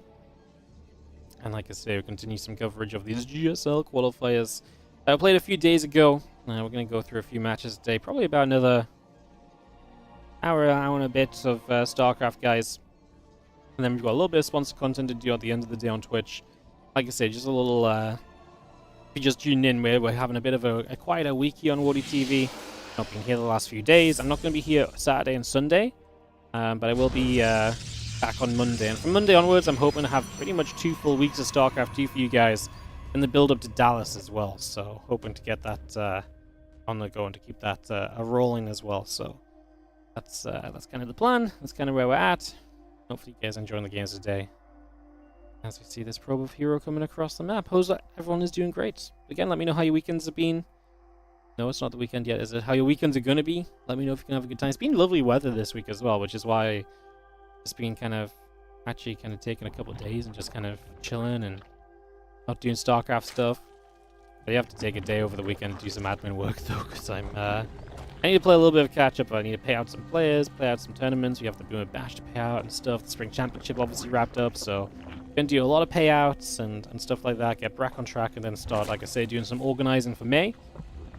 And then, obviously, we've got the WardiTV 2025 series. Those bigger events will be starting up a little bit throughout June, and then, obviously, July's eSports World Cup, but then especially from July onwards, a lot of the bigger WardiTV events will be resuming, so it'll be a lot of fun as well.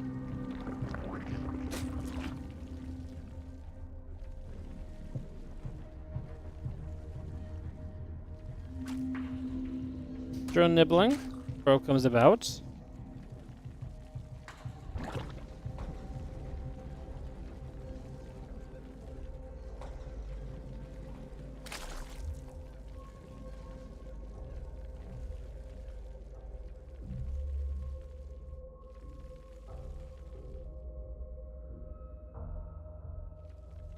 We'll be moving again. Stargate is on the way. Just got ourselves a couple queens and lings coming through. At that ling speed onto the spawning pool as well. A couple of lings will go after our probe here.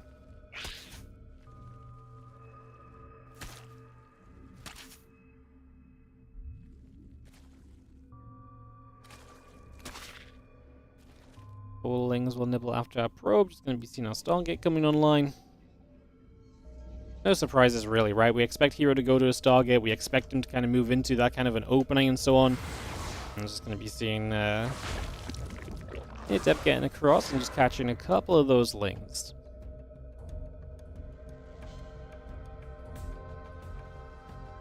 Also just, so, again, a couple of matches that we definitely will do today. I think we'll do Maru versus Classic next.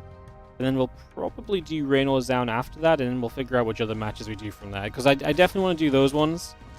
And then we'll see what the time is out, like I say. See how much StarCraft we get to sneak in. There's a couple of Adepts come shading about. The Queen going to be there with the Lings moving across also. The Adepts are going to commit onto that creep team. It's just going to get that grab nice and quickly. The Queen's still stepping forward, and the Adepts taking damage. Ling speed is on the way up, so bringing that straight into play. Get that up and rolling for the moment. As, yeah, drone, hatchery, spore crawler coming through. Oracle and the warp gate building up as well. The gateway coming online as we need to get this all established. Poor drone is dying as the Oracle has been getting to work. 5, 6. It's already and you know what it is? I don't know why I sometimes tell myself to cast hero PVZs, because it's like I get into them, I'm like, okay, let's go, some hero PVZ. I'm like, well, what did I expect? Like, so often he just does so much damage early and sets himself off to a great position. You're like, well, really? Is that the sort of thing that we... what was I getting myself excited for again? I mean, there is just something special to some extent about watching hero kind of just blast his opponents. It's just, I don't know why I still find it surprising when he does it every game. And again, here already some significant damage done. Obviously, Shin still trying to drone up as well, so just going to be struggling on that work account as Hero has done well. Obviously, Stasis Ward only gets a single drone, but it keeps the drones from mining for a little while longer, and it just adds to the overall amount of damage dealt here, the overall delay you've been able to put into the game for your opponents. As a couple of Oracles fly up that right-hand side, a few drones go down again. It's just a couple this time, but there just seems to be no stopping it. Even with the spawn the Queen in position, I mean... yeah, this Oracle at least getting shoved back.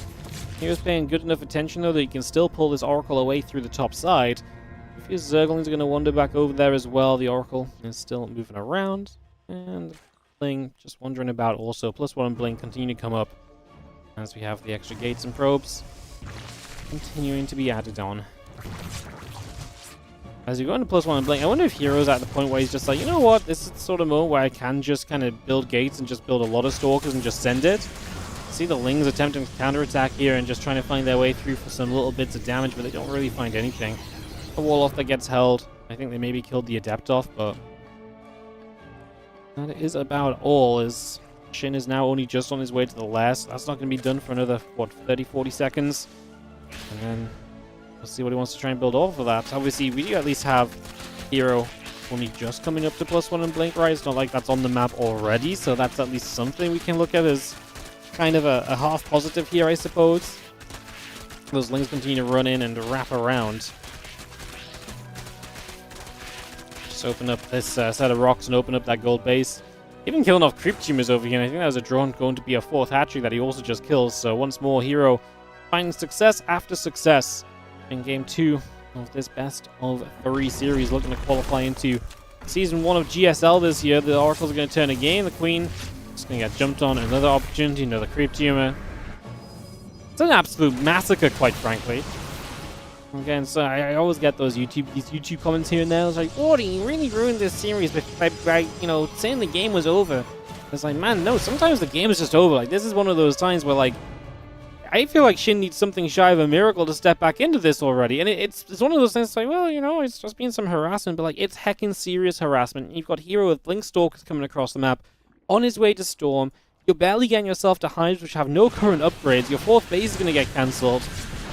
Like, I mean, this sort of moment, I just do not see what you can look at from Shin's point of view and be like, yeah, this seems very good and playable.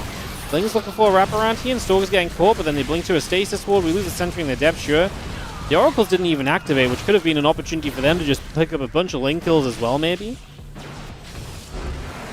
Shin's just going to leave the game. He also agrees that this is just an absolutely done deal scenario that is not going to be turning around into his favor anytime soon. It's weird because it's like he leaves the game and some people are like, he's got more army supply, he's got the same work count, but man, he's got, like, his upgrades are so slow. Right now on the map, he's got only Lings. These Stalkers are going to keep chasing. He's got no 4th base.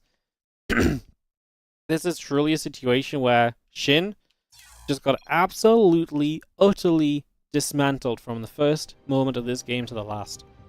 Of this series, frankly. That was a complete one-sided series, straight up and simply. Completely one-sided series. Alright guys, we're going to go into the next match that we've got lined up today, which is going to be Maru versus Classic. So we're going to dive into this one. Like I say, we'll go into, I think, the Rainor Zhao series after this as well.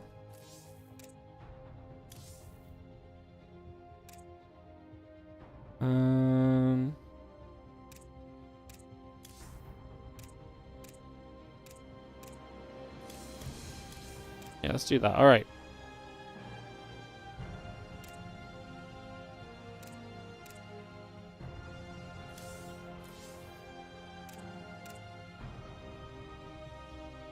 All right, so yes, let's go into this matchup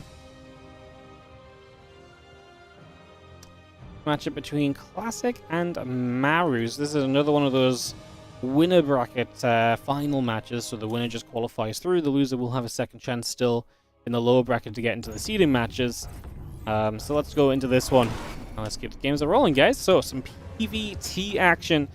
I know a bunch of people want to see some Maru games. So in the top right-hand side, we're going to start it off with the blue Protoss player. This is Classic, and he'll be taking on the red Terrant. The bottom left-hand corner of the map, Maru. Game 1 of this best of 3. So yeah, let's do this Maru Classic series, and then after this, we'll do Rainor versus Zhao after this, and we'll see what time we're at, and we might do one more after that as well. I think is our rough guesstimate of what we're doing today, guys.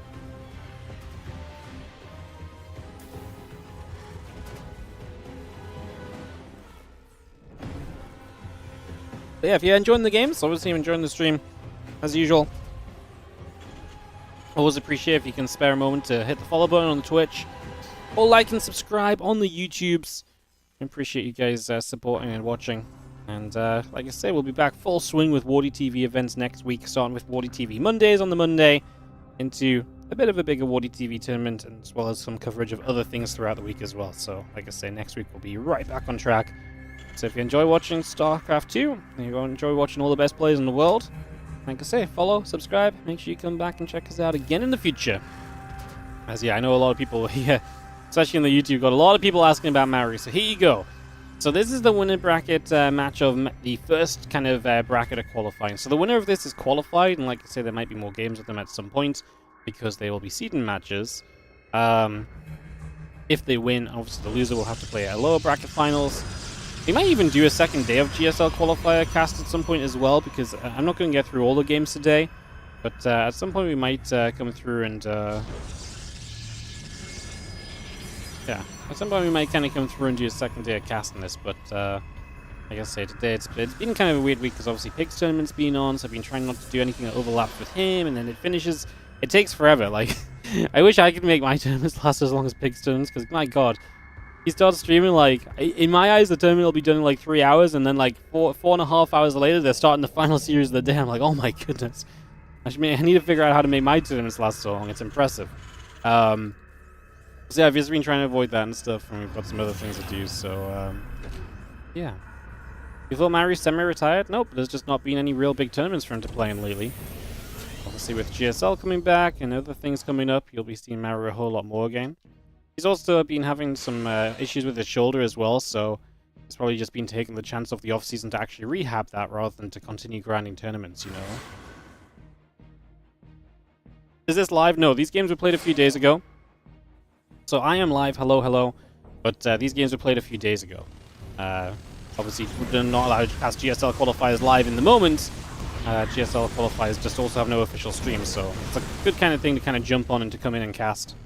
We'll probably be doing, obviously we get GSL replays every day that GSL is on, so we'll probably be doing a GSL kind of set of broadcast this season as well, see how you guys like it. Obviously, appreciate a lot of people watch GSL on the mainstream and stuff, but if you enjoy our casting and you like watching StarCraft a bit later in the day, we'll probably be providing you guys with some GSL broadcasts like that, so yeah, we're going to give that a try this season, see how people like it, see how it goes.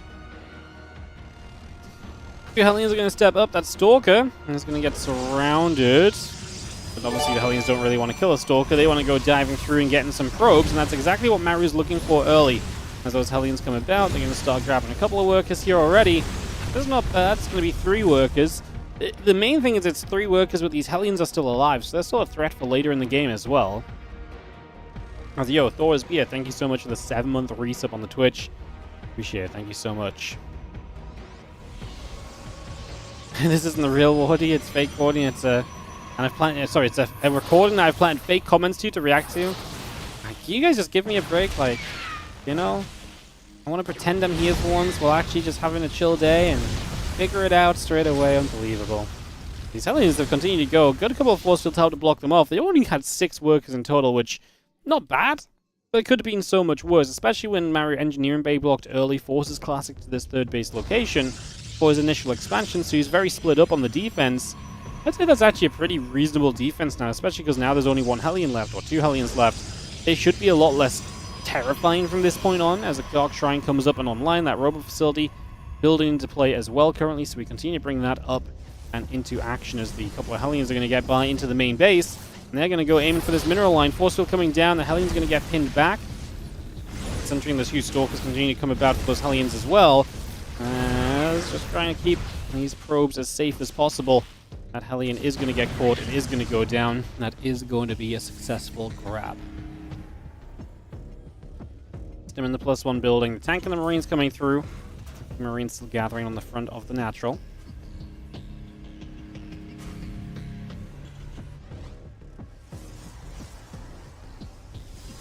CT wanders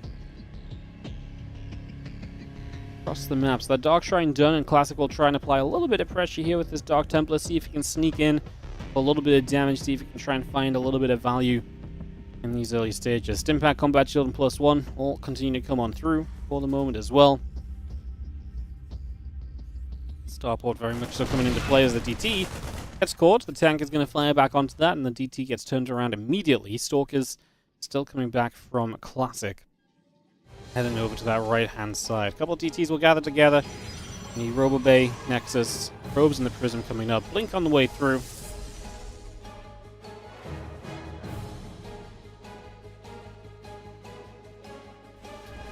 We just wait for these bio upgrades, and then Maru might be able to get onto the map a little bit more himself once again here. A lot of those Marines gathering together.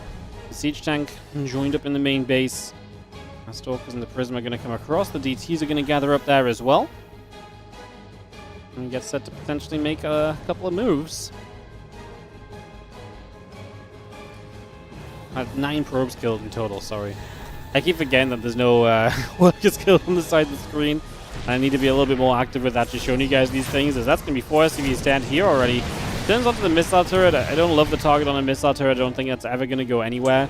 Because obviously, you know, you can see that the orbital has a scan anyway, right? So, still though, I mean, we got some damage done with those DTs initially. Like I said, that was a few workers killed. The Observer goes down. It's a hell of a scan from Maru. picks that Observer off immediately, as the Stalker's not really in good enough numbers to do much else on their own accord. So just going to have to fall back and try and, if anything, keep these units at bay. The Marines are going to come stimming down. They kill the Prism. Classic. Making a mistake. There's a DT that's chasing down this Maru army a little bit. But that's going to get scanned as well. The Stalkers are still dying too. Classic is in a world of trouble as Maru just pulls the SCVs as well, heading across the map. Bio gets across. SCVs are going to be there. It's going to have our Marines stemming up. Just going to get straight through. DT going to get scanned. Dies. SCVs pulling about. Pylon will fall. Just going to be seeing the SCVs repairing up the siege tank still. Again, charge coming through, the gateway coming about, battery, disruptor, all coming into play. These couple of tanks still stepping forward as the gateways will still take some damage. The SCVs continue to set up. We just need detection to be able to more reliably get rid of the Dark Templar. Having to rely on scans alone is just a little bit frustrating to have scans every time. Classic tries to intercept some reinforcements, and that will go very well for him. So he will successfully slow down Maru's advance in that regard, but he's... yeah, it gets very tough for Classic. The moment that these missile turrets come up, I mean, then you basically have to take a fight. Colossus as well will also not love the missile turrets being there. As we try and charge into this, there's still SCVs to tank against that front line of Zealots. The tanks will target fire the tech units if given the opportunity as well. But, I mean, Classic doesn't really go far enough forward for that to happen. Hits a disruptor shot on one of the siege tanks. The Arc coming in from the right side, but it gets deleted. The tech units are not going to last through this. We do pull back nicely. I got to say, Classic pulled back perfectly there to keep that Colossus just about alive. It looks like Maru's position is a little bit too good overall.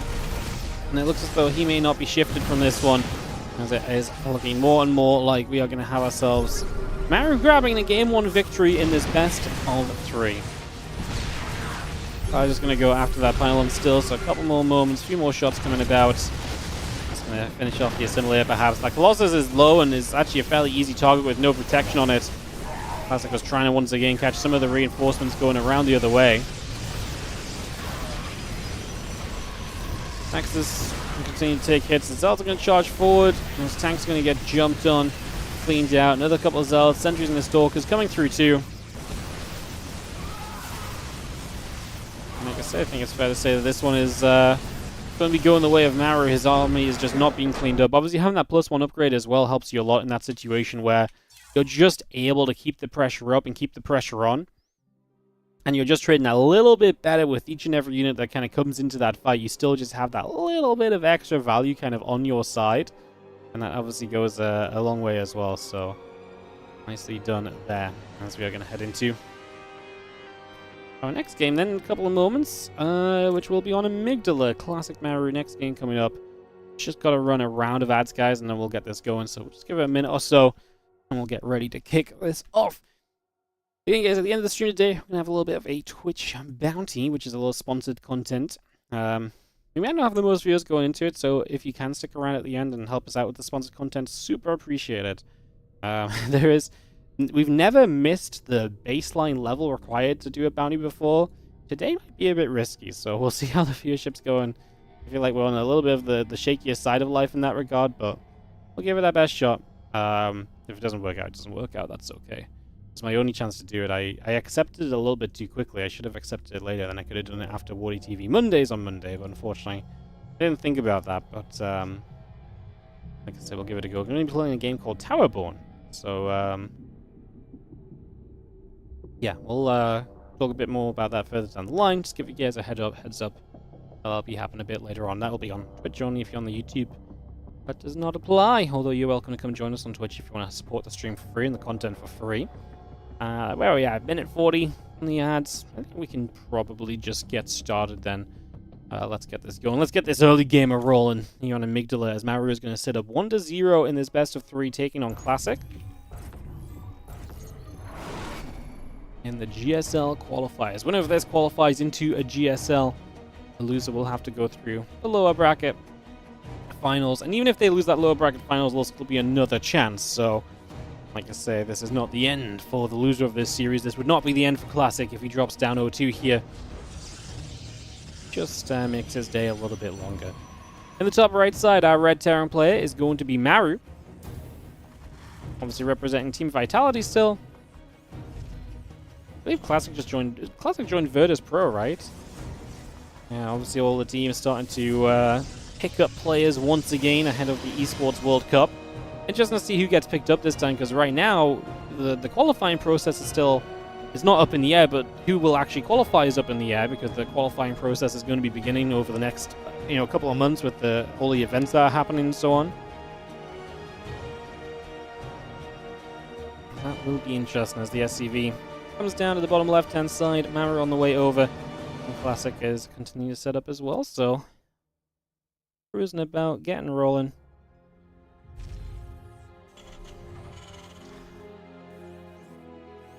Engineering Bay block once more from Maru, so again, just going to try and throw Classic into a little bit of an odd expansion pattern. And in the end, I do feel like Classic dealt with this very well last game. He did not really lose a lot of workers to the Hellions when he was then defending across two different bases with two different positions he had to hold on against, right?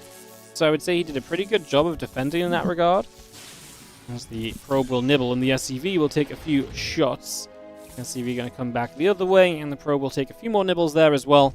Again, factory coming online. Engineering Bay coming up. Orbital Command very much so in production as well. So all of that comes through for now.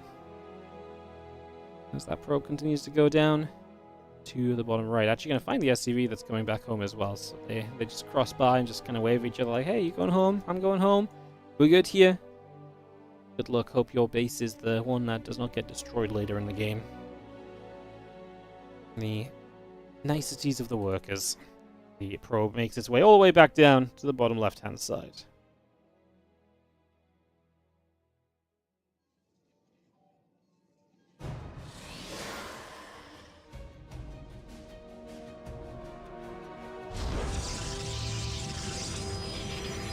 Stargate comes online. Hand up coming through. Warp Gate going to get started on the Cybercore. We are going to see the Starport proxies here.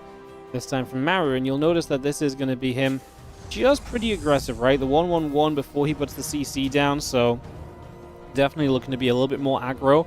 And obviously with the Hellions in production, this is going to be kind of the Hellion drop, but a little bit stepped up this time, because that Starport's going to be nearby. You'll get the medevac out, and the Hellions will be able to threaten a drop into the base of Classic very easily. And it's just going to turn up the difficulty when it comes to trying to defend against this and to minimize damage taken. Adept poking to get a couple of Hellions on the other side. So you're already getting some info here as Classic that those Hellions are out. These Adepts are going to try and keep poking around. If they can get rid of a Hellion, brilliant. This is just information they're gathering as well. They're going to shade on top of that SCV. He will get a second SCV too. The only issue I have with this is you're going to start losing the Hellions, and as you see more you're going to start losing the Adepts, and as you see more Hellions, it's the kind of moment where it's like, well, do I actually need those Adepts to then defend against these Hellions back at home, right? That's a very good question to kind of throw out there, as these Hellions make their way right around the left-hand side. Again, Twilight Council coming through, the Starport finishes, the medevac pops out, we're going to lift those Hellions off and away.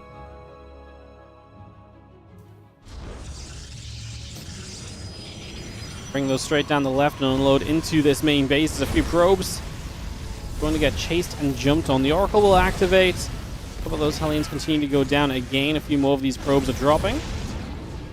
What was that so far? 4 workers. Not done yet. Obviously, the Oracle here will... okay, that's going to be a fun moment.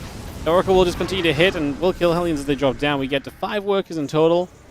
I actually have a new Hellion showing up. That works too. The Oracle has to go splitting away, and that's interesting because now the Oracle can't just be overhead, but the Phoenix shows up as well. The other Hellion is super low, and the Classic will finally get a cleanup on this. As, oh my god, it's still going though. 9 workers in the end. So 5 Hellions go down. We kill 9 workers.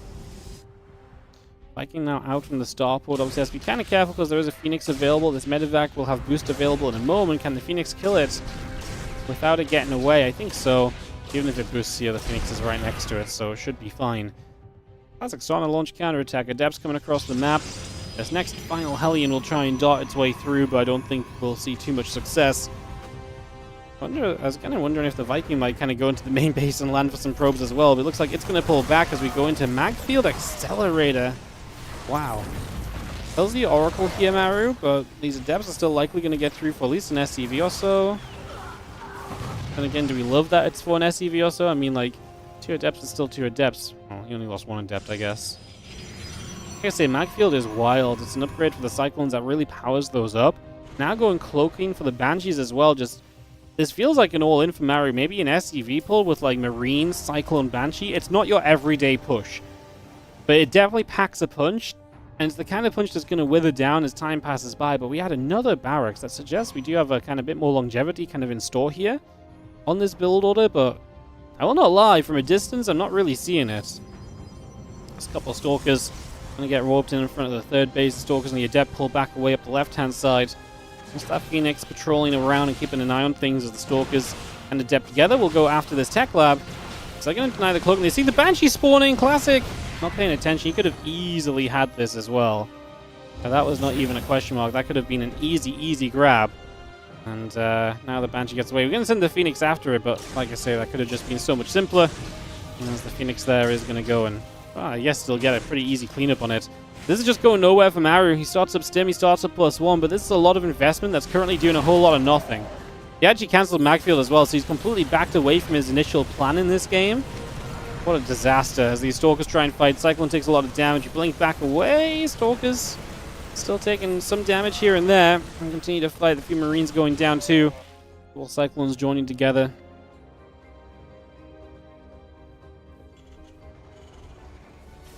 And the Stalker's just going to step up into the natural. Like I say, everything from Maru is heavily delayed because of an investment into something which has not really gone anywhere. Like I say, the Banshee, dead. Cyclones, unupgraded. I'm going to start killing off a couple of those Cyclones because they still feel like pretty good units to get rid of. Because you're like, oh, well, you're making those for a reason, right? Now we come across and we can hatch the starport. Will that even get home? No starport in this game is going to make your life even tougher. Maru knows it's not going to get home. Starts a new one. 5 racks, 2 bases. It's a 2-base commitment, no doubt there. As that starport will be going down.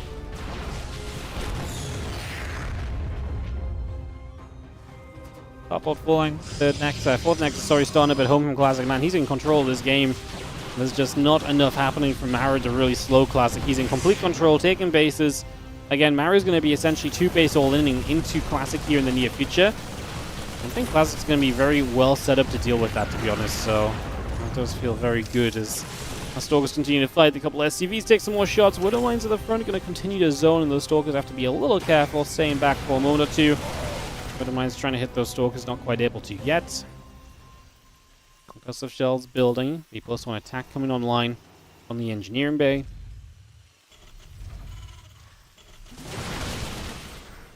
Stalkers will just fight. The Marines take some damage again. +1. Extended thermal lance coming through. Additional zealots coming online. Our Stalkers still taking hits as we get pushed back by those bio units.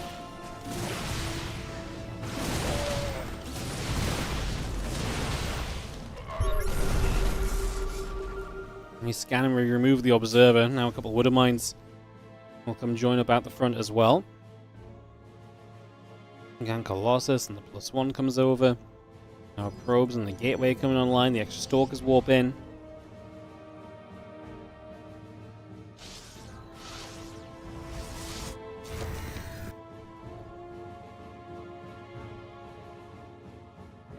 Now we're going to go for a shove. He's going to find a pylon down here he could get rid of. You don't see it? You just see it. You can get rid of that. Or even just buys Classic a few more moments. He's already set. He wants to fight this. He is so ready. Zelda going to come through. Intercept reinforcements, maybe? Stalkers blink forward into the Marauders. I'm not sure how much I love that kind of commitment from Classic. Is he going to lose the Colossus as well? Maru takes, honestly, a pretty good fight. And I think a fight that Classic honestly just stepped into.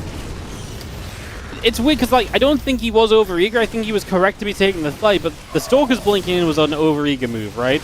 Like, I think the idea of taking the fight was good. Just the way he took it was a little messy, and that gives Maru a better fight than he maybe should have had.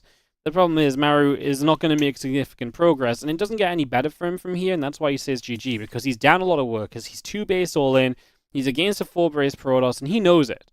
And so, while he kind of did better in that fight than he should have done, this is the kind of army and build that needs to not just kind of do okay in a fight, it needs to win convincingly and gain momentum, and that didn't happen. That didn't happen. So without that happening, that's obviously the kind of reason that he types out the GG here. And that is why we are going to go to a Game 3 as Classic does get the defense, the shutdown, and everything else needed to take us to a third game. Like I say, Maru trying to be quite quirky with the build there initially as well. Unfortunately, that kind of just backfired for him a little bit. Did not quite go in his favor.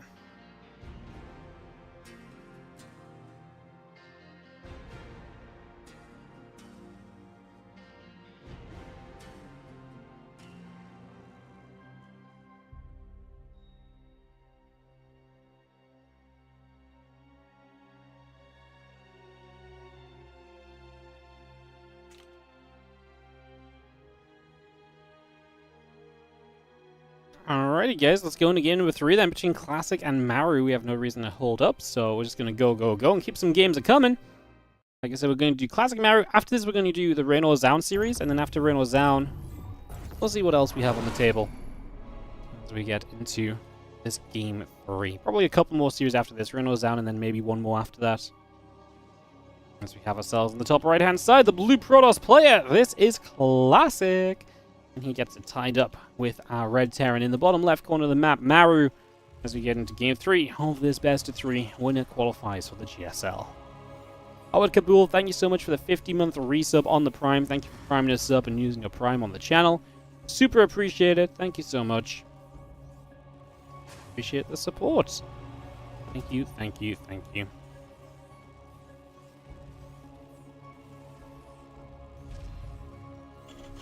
Alright, barracks coming through, gateway getting built, we get set up. Who do I think is going to win the eSports World Cup this year? Honestly, right now?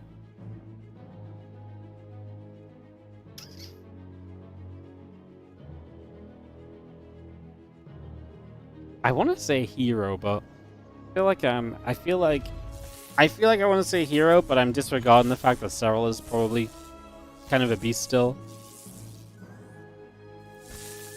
I think it's between Cyril, Hero, and Clem. I think they are outright favorites. I don't think Maru's up there at the moment. Engineering bait block again here from Maru. This time the probes come down quickly.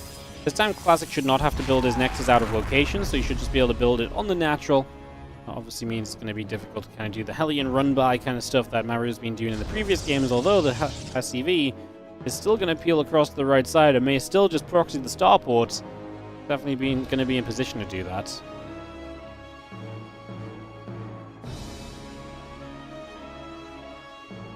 Probably still Clem. Yeah, I mean, honestly, it's hard to say because I think it's very difficult to... Like, online results are one thing, but it's difficult to see how people are going to show up on the big stage.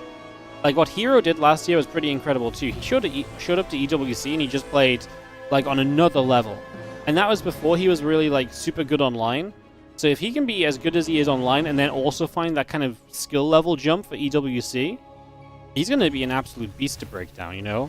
Like, when Hero showed up last year, he played at a level and played styles that was just, like, way beyond our expectation. If he can do the same thing from a higher baseline to begin with, he might be very difficult to stop, you know? So yeah, I mean, I think what's fun is it's a very open tournament for the top 3 to 4 guys, maybe. Like, I think all of them have a very good chance amongst each other. It's going to be fascinating to see what happens over the qualifiers as well over the next couple months too. I think that will give us a good baseline and idea of what's going on. As the Adept trying to shade through, the Marine's going to pull up. We're going to see a couple of Hellions building up on the factory. SCV will finish off that command center as Classic just being a little bit annoying early. Yeah, I've got the starport building up here again, so no surprises right now from Maru. He's just like, hey, I've heard this build's really good. I'm just going to keep on doing it. Going to keep on trying to throw Hellions in your face. Classic's Adept, though, is going to come over here, and he's going to find it. He's going to find it too late to deny the SCV, but at least he knows about the starport, right? So now you know about the starport, you can at very least just say, okay, well, I know what's going to be happening.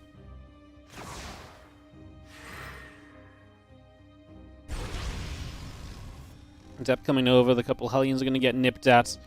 The Blink and the Warp Gate coming through, Medevac, Hellion, Tech Lab and the SCVs building up as we speak. Bring all of that online.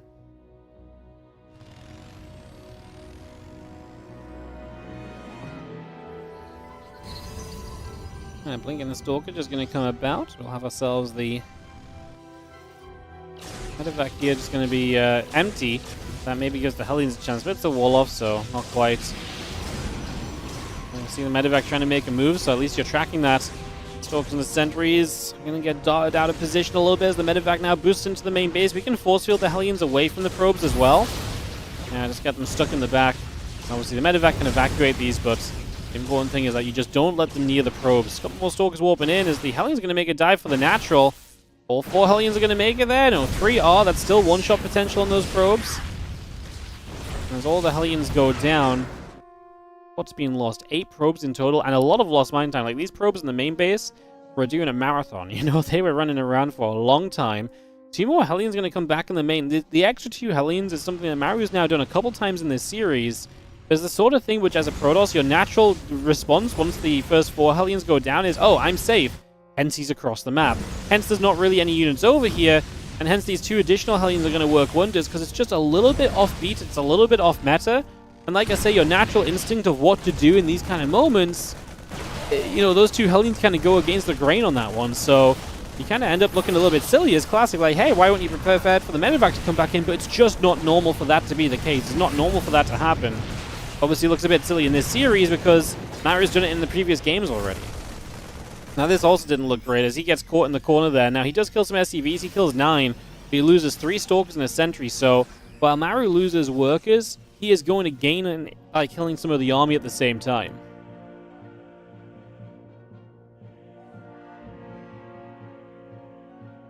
More Stalkers coming down the bottom left. Siege Tank and the Marines coming about. The Charge is coming through on the Twilight Council. Extra gateways, extra probes being built for the moment.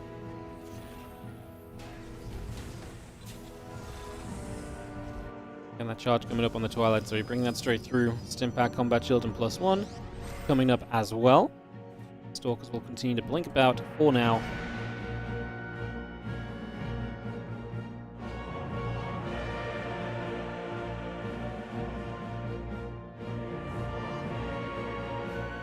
The Stalker's just gathering, Observer moving through. Stimpack Combat +1 continue to come about here. Just seeing the medevac and a few Marines gathering overhead for the moment. As we settle down, Charge coming about, Marine Marauder medevac coming through. The Stalker's going to knock down a cooling tower. Or at least threaten to. Having that low HP gives you some opportunity later maybe to knock it down in a moment and catch someone off guard. Just getting that low for later on. It's funny because I feel like usually the defensive player wants that option more than the aggressive player, so it makes more sense if Classic was doing that over here. He's not going to expand that anyway, but... Anyway, the little bit of army from Maru starts to set up at the front. He is very close to being able to move forwards on the map. Stimpack, Combat Shield, and +1 all on their way in currently, right? And as those upgrades come through, that will be a big moment for him to really kind of step up in this. As the Stalkers catch a few units, and the more you can slow down that Bioforce for now, the better off you're typically going to end up overall. The rest of that Bio continue to gather up. The Stalker is going to come back through. The Rocks do get knocked down. I guess it kind of makes it so you only have one way the opponent can come across the map at you.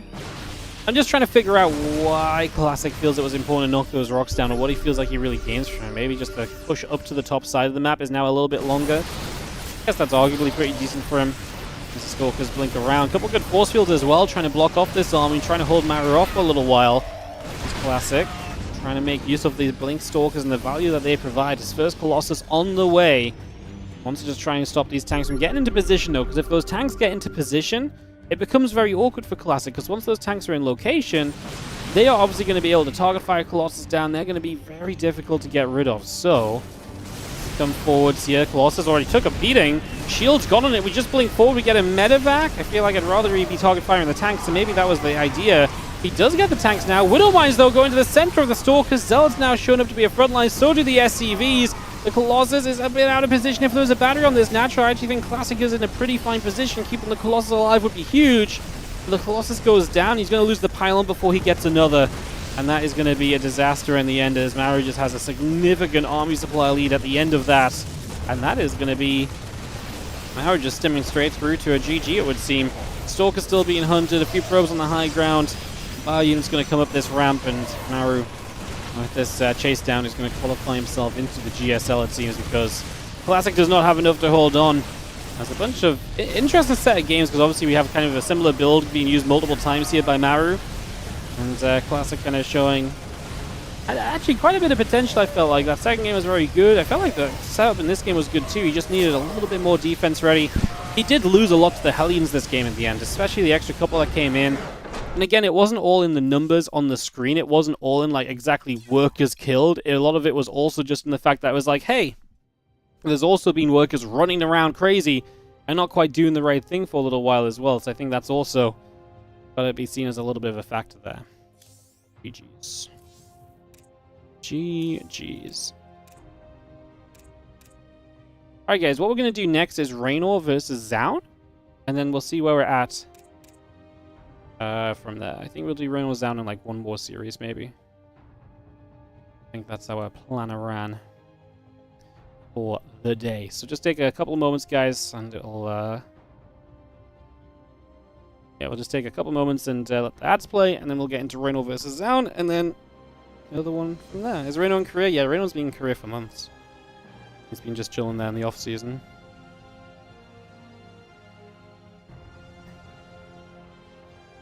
Chilling in the off-season.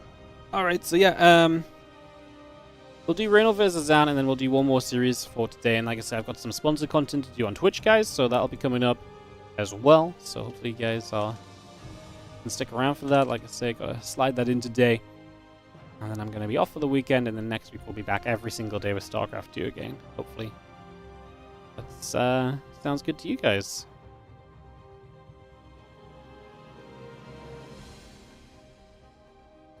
Do do do do do do do do do do do wow wow.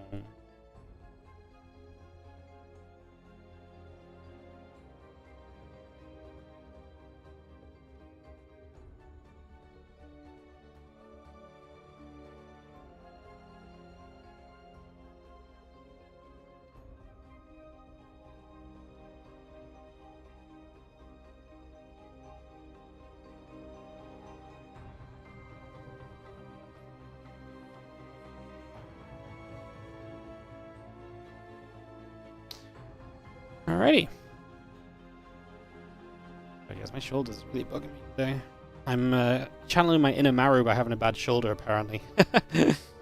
Ay.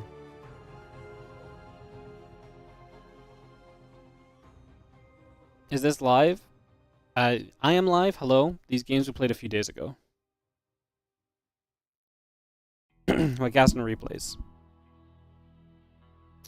Because no one's allowed to cast GSL Qualifiers live. So we just make do and cast some replays of some cool matches that a lot of people may not get a chance to see otherwise.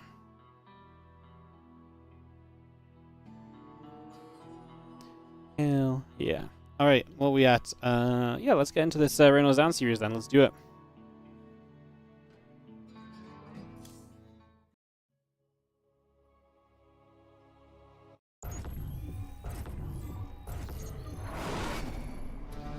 We have ourselves in the top right side of the map. It's going to be our blue Protoss player. This is Zaun. As we have in the bottom left, the red Zerg Rainor. Rainor is such a mystery to me because I've got no idea how good this guy is playing right now. You know, he's obviously been in the dark. He's not really been playing all that much. He's not been playing in all of the events that everyone else has been playing in. He turned down a couple of bigger tournaments originally as well. Just more recently starting to play more frequently. So, to me, Rainor is a mystery. Like, how good is he right now? I think, though, I didn't actually check what this was. I think this is another winners match to kind of qualify into the same as before, basically. So the winner of this qualifies for GSL. The loser will have a second chance, I believe. I might be a little bit wrong on this one because I didn't double check it. So, but yeah, same idea. Is like the loser is not out. They will still have a chance to qualify. The winner will definitely be qualified already, though, and we'll get to play some seeding matches. We might jump into one of the seeding matches after this as our kind of final series of the day as well, so I think we might go for a little bit of that kind of a plan.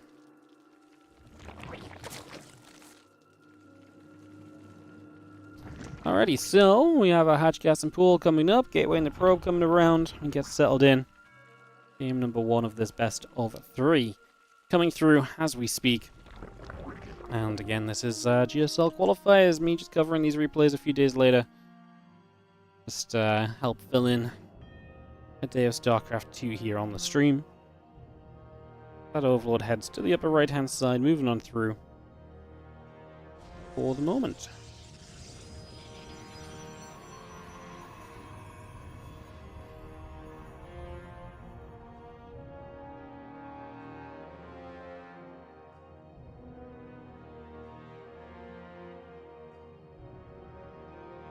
Overlord chilling, moving about.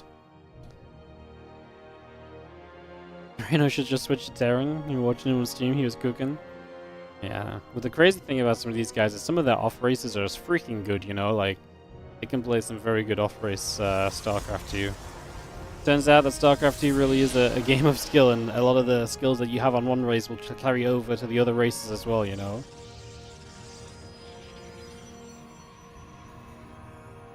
Adept running boosting out the gateway. The Overlord just sat there as mentioned.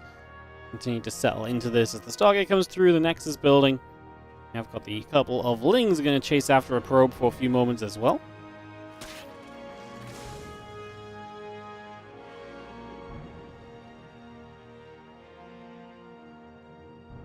And yeah, the Wargate coming through, the Stargate on the way, a couple of probes being added, Ling speed coming up as well. The Adept of Zaun shading down to the bottom left-hand side. For just a couple of moments to put on some pressure. Obviously, we watched one PvZ already today, Hero taking on Shin, and it was kind of disgusting just how much control Hero was able to take super early in the game, start dealing damage right from the get-go, really just kind of getting in there and kind of sticking to it the entire way through.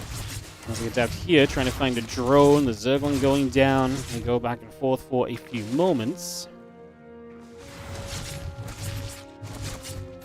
Going to shoot, and that Adept just gets pushed away up that left-hand side. Going to threaten for the shade. But I feel like it'd be kind of, maybe together the two Adepts can justify going in. You're low HP on one though, right? So it's not like you're going to have two Adepts together there for an extended period of time or anything. So yeah, don't necessarily love that. There's a couple of Queens coming through. Overlord coming about. The Oracle and the Warp Gate coming up. The Overlord gets settled. And the Lings are going to make their way out around to the top. And away we go. Lings gather. The Oracle will start on the Stargate. No surprises there from Zaun. Just kind of playing the straight up kind of standard style that you would kind of expect for the most part here. Let's just see that Stalker pinging away Overlord. Going to be taking some shots. The few Lings gather. The Oracle of Zaun continuing over to the right side as well. And yeah, Twilight Council and two more gateways coming up for the moment. We drop that Nexus down as well. Drop that straight into play, and all of those Lings are also going to get coming straight through to the top for now.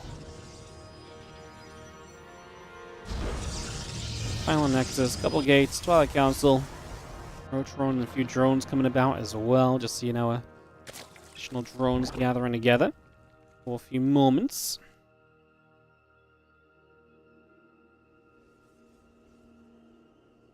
Resonating Glaives coming through. Next to gate still setting up. So it's going to be a little bit of a more aggressive opening from Zaun, getting that Glaives on the way and using that as a way to get up and rolling. Obviously, he's got that Resonating Glaives coming through.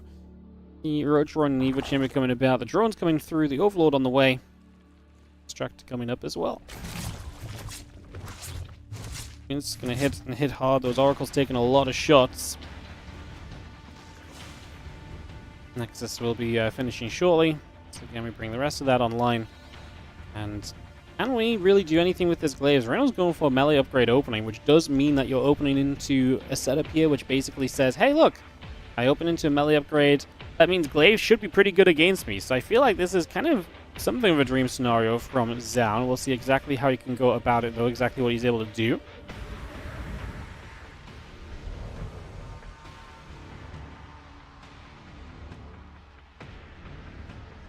Rainor right now is only really building Lings. The issue that Zaun's having is just, I guess, going across the map right now. These Lings are being pretty aggressive. The Oracle's going to start clearing them out and pushing them the other way, though.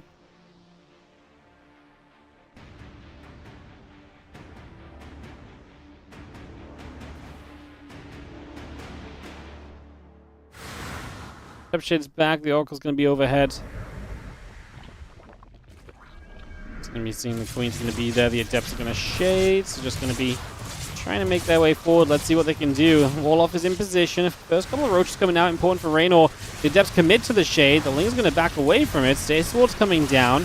Roaches catch the first stasis, but actually kind of a lot of Roaches getting caught in it as well. 4 or 5 drones dropping as the Oracles go to work on the mineral line on the third base. So damage definitely being done. We do see the last Adept going down there.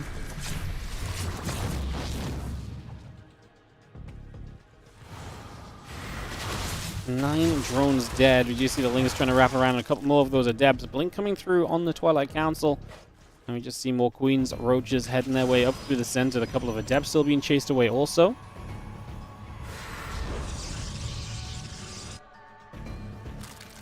I mean, Reynor's just going to counterattack. Always one of the weaknesses of the Resonating Glaives, right? Can you hold on against the Roach Ravager counter when you've invested a lot of your units kind of throwing them into your opponent's army on the other side of the map? Can you then turn that into something over here that can continue across the map and successfully go for a push through and to try and really get in there and make something happen? We see the Queen's going to be taking a couple shots of damage. The Adept and the Stalker's hitting. The Lings, Roaches, and Ravagers will keep on piling forwards. There's no blink yet, so these Stalkers kind of... Usually I'd be like, oh, these Stalkers look like they're in good numbers, but there's got not any blink, and so they're just nowhere near as good as you would typically expect Stalkers to be when in this sort of number. Like I say, the Overlords are coming, so they can spread creep in a moment and give you some transfusions, and that's going to give these Queens that a little bit more effective over here, although we're going to lose them quickly if we're not careful. A couple transfusions go down. Even if those Queens just absorb some shots off the Stalkers, that means your Roaches and Ravagers are dealing damage for that much longer. Drop a Lord in the natural, and Zaun is not responding to it, as we're going to see a ton of probes going down over there as well. And I think it's very fair to say that this is turning into a disaster here for Zaun, who still is waiting on that blink to finish to really power himself up at this point in time. Disaster, disaster, disaster. The Stalker's just struggling right now. Corrosive Vile's going to land on them too. At least a few Adepts in the front are cleaning up some of the Zerglings. This might have been half okay if it hadn't been for just how many probes had died in the natural as well. Because that's really going to seal the deal. I would have loved to see a version of this game where those probes don't die, because maybe with enough warpins there's a way here. I actually don't know if it makes that much of a difference, but it would have been interesting to see the comparison, because obviously with the probes going down, it's a guaranteed defeat. It's a guaranteed disaster. GG's, and Rainor takes a first opening game with a pretty convincing defense. And we're going to go into game number 2, which is going to be on Amygdala. So it's going to be Zaun versus Rainor, second map on Amygdala. You might be noticing, guys, game 1 and game 2 of all these series are the same maps. It's very typical GSL. They just set predetermined maps for the full best of 3s. They don't really do vetoes and stuff for their qualifiers. So, yeah. Predetermined maps, and hence, here we go into game number 2. Like I say, we're going to keep the games rolling, guys. We're going to do this Rainor Zaun series. Probably sneak one more in afterwards, and then move into some of our sponsored content for the day and round the day out.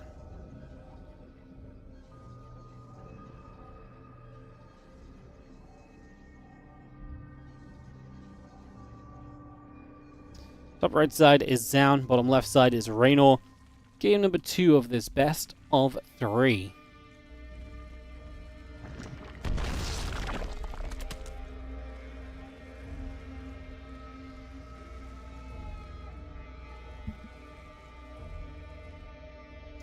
You opened Resonating Glaives last time.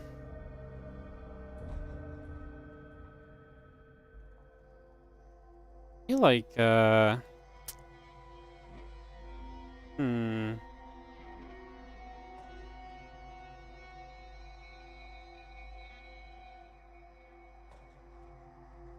mean, Zaun should do something very different this time around. There's no way you go Resonating Glaives the second time in a row. The problem is, it feels like Resonating Glaives against a melee upgrade and it doesn't work out for you. Like, if it doesn't work out there, when is it going to work out, you know? So, definitely not an ideal situation. And that might give Rainor a little bit more safety as well, because he feels good. He just defended the more aggressive build that sounds like to come out with in this series. So now going into this game, he probably feels a little bit more confident, probably a little bit less worried about what Zaun might crack out in terms of aggression. Like, obviously, don't take it super easy. Don't just assume it can't happen, but I'd say it's unlikely Zaun goes a similar kind of route once again. So I think that's interesting if Rainor does anything in particular himself. Purple drone moving about. Cybercore and the Nexus come up. We get our pylon and the assimilator coming online as well. So we continue to get that all underway. Just a couple Queens, Lings, and the rest continue to get going.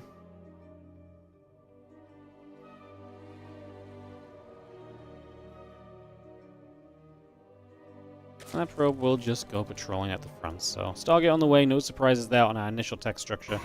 Obviously, it was Stargate last game into the Resonating Glaive, so Zaun, obviously this time go Stargate into something a little bit different again. Lings still chasing after the probie for just a few moments.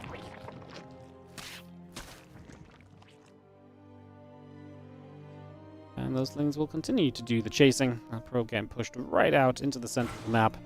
Overlord still overhead. And get a nice little up breeze from that fan. Get those little Overlord tentacles aired out a little bit today.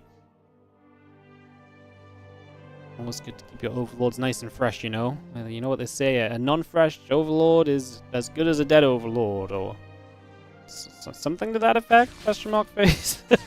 Okay.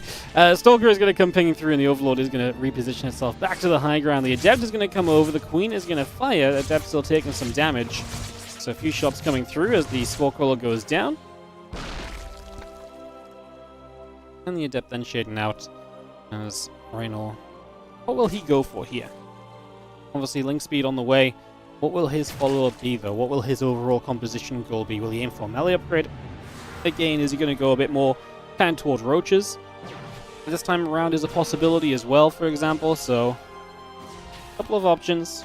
Now just going to be losing his Overlord because the Oracle provides the high ground vision. Down. I was like, down, please. Let's not make this, let's not make some mistakes here. We don't want to be leaving Overlords alive and so on. That's not going to set a good precedent for you in this game. Hey, Rainor, you can do what you want. Just sit there with the Overlord AFK. I'll be great for you. Not exactly ideal as the Oracle comes back around in the game. The Twilight Council coming about. Gateway and the Nexus coming online. A couple probes coming through as the drone Spores Queen continue to come about as well. And the Oracles will activate, getting rid of Creep Teamer here and there on top of everything else. So a bunch of those Creep Teamers going down. Oracle's just activating and getting rid of a bunch of workers so far.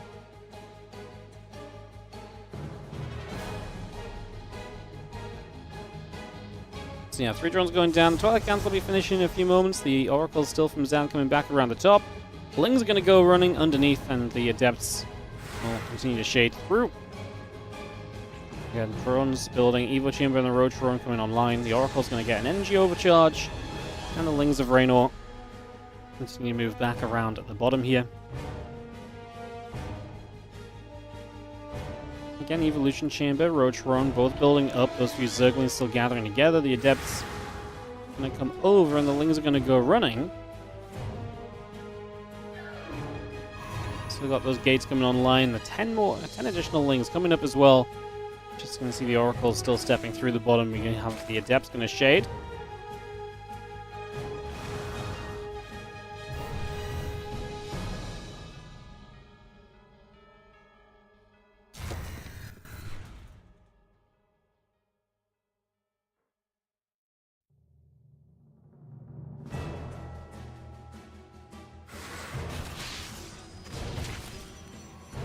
So cool. Shoot, the Ling just going to get picked away at, and we'll have ourselves the Stalkers warping. Obviously, Ling's moving around. Not much going on, really, right? Obviously, just melee upgrade is the choice from Rainor, Blink from Zaun.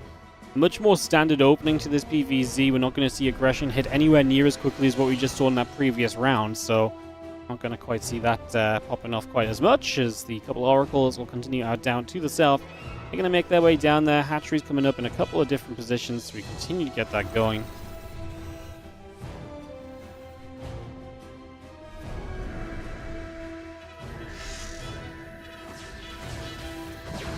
Dogs will shoot. Hatchery, will take some more damage. We do see the Stasis Ward setting up as well. Roaches, Queens, and the melee upgrade still getting settled. As we are going to see the Lings able to get a little bit of a catch. Getting caught on the Stasis Ward a little bit. Other Lings coming through. Still gathering. Roaches, Queen, melee upgrade, and Overlord speed coming up as well. Stalker, Zealot, and the +1 attack upgrade coming up as well. Robo Facility continues to build into play. These Stalkers need to be careful. Uh-oh. Tell you what, these Lings, yeah, these rocks are huge because you can actually blink across these rocks as down and save yourself right now. I was about to say, Reynor's getting enough distance on those Stalkers that if they blinked up over here, they would have ended up surrounded. Obviously, the Oracles were just not there to support initially as well, which made it look a little bit uglier too.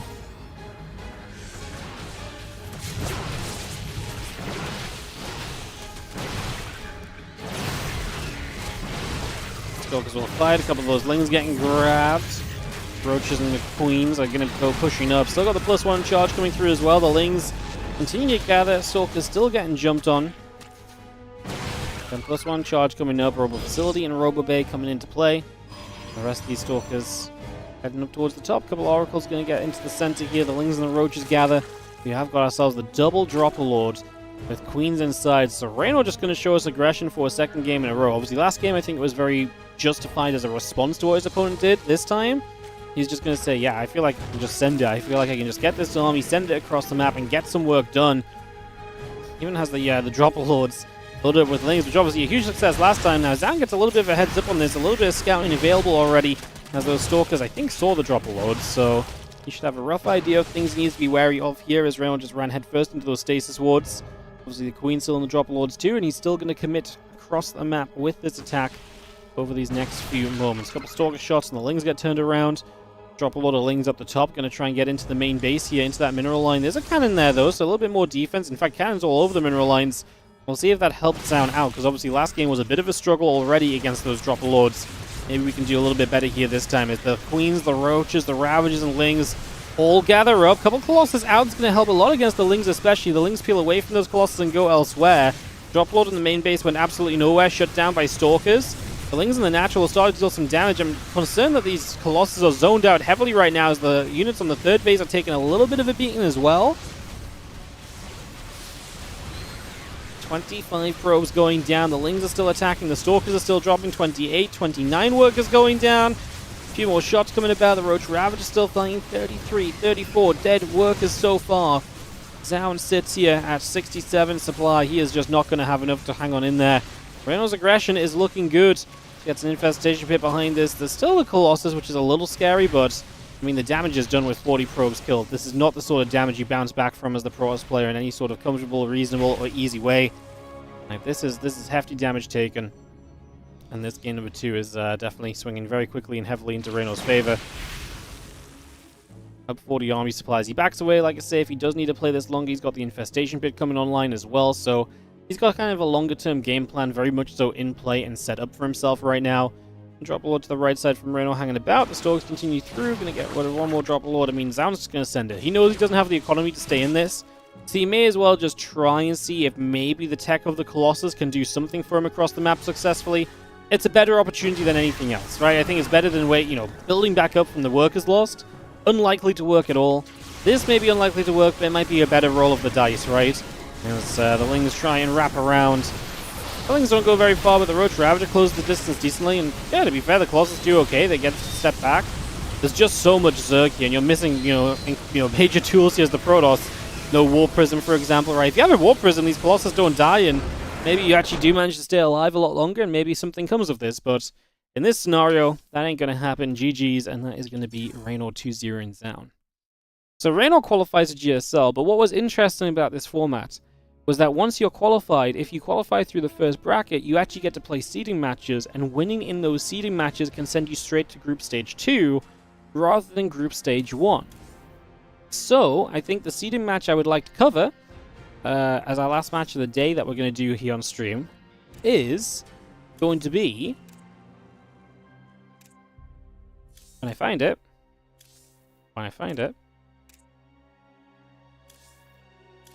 is going to be... God damn it, which folder is it in? I've literally clicked on every folder. There we go. It's going to be Hero versus Rainor.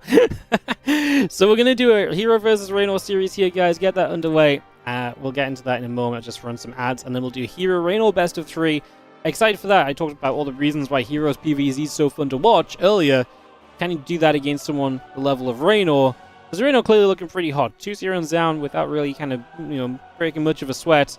Definitely shows us he's definitely in pretty good shape. So Hero versus Rainor is going to be the final match we do. So I knew that this one happened. Like I say, it's fun. This format was kind of nice for casting from replays because I knew Hero Rainor happened, but it wasn't necessarily a spoiler to Rainor versus Zound, because even if Rainor lost to Zound, he could have still gotten to where he was through the lower bracket, So it's kind of weird, but I already knew that this was going to be the one that we could jump on. So yeah, I think Hero Rainor should be a pretty fun one, and this will be our last best of 3 we cover today.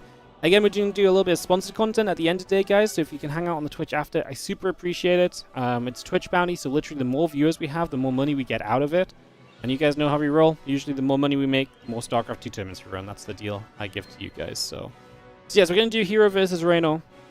There were some other cool qualifiers matches in these GSL formats. It's really sad we only got the final match of the qualifiers of each bracket, because the rest of the tournament was actually really cool. There was a lot of cool matches beforehand as well, I think.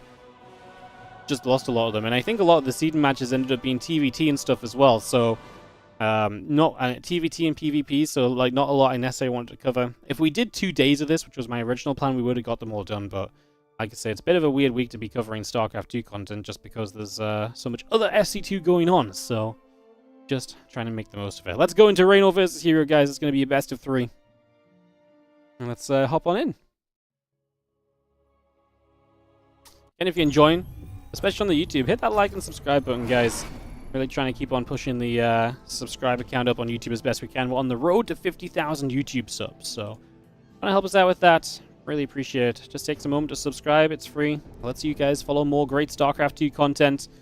Obviously, if you really want to go ahead and support further WardiTV tournaments as well, definitely check out the WardiTV Patreon or the WardiTV 2025 tournament series crowdfunder. !2025 in YouTube or Twitch chat to find the link to that.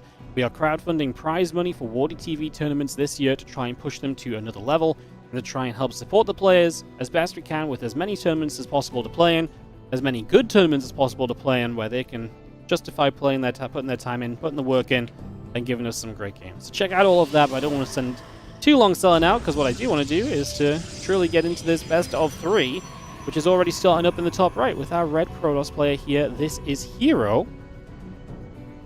And he takes on, in the bottom left, Rainor here in the GSL Qualifiers. So again, this is no longer a question of qualifying. Both these guys won their matches, which qualified them to GSL. What this bracket is now is a seeding bracket. So the winner of this, I believe this was the lower bracket of the seeding bracket, I believe. I'm not sure. But basically, TLDR, I think this is the case that the winner of this starts in Group Stage 2, aka round of 8 of the GSL.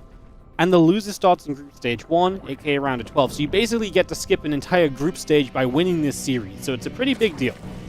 It's a pretty big deal. But they'll both be in GSL, that is a guarantee. It's just a question of who starts a round further ahead. Obviously, GSL groups ain't easy, so getting to kind of bypass a round is a pretty huge factor. That's a pretty big positive, to say the least. Overlord coming across, probe moving down the right side. Nexus, Cybercore, panel on the simulator, all coming up, all getting settled in for the moment. As we just take a few moments to get up and running here. Hatchery and the spawning pool coming together as well, so just get all of that up and online. And we follow this probe because that's likely going to be the most interesting point of this over the next few moments as we kind of step through and look to, well, for the moment apparently just block the base. Just isn't much else really going on around the map currently, so we just sit back, we take a few moments, we sit and wait for things to come about.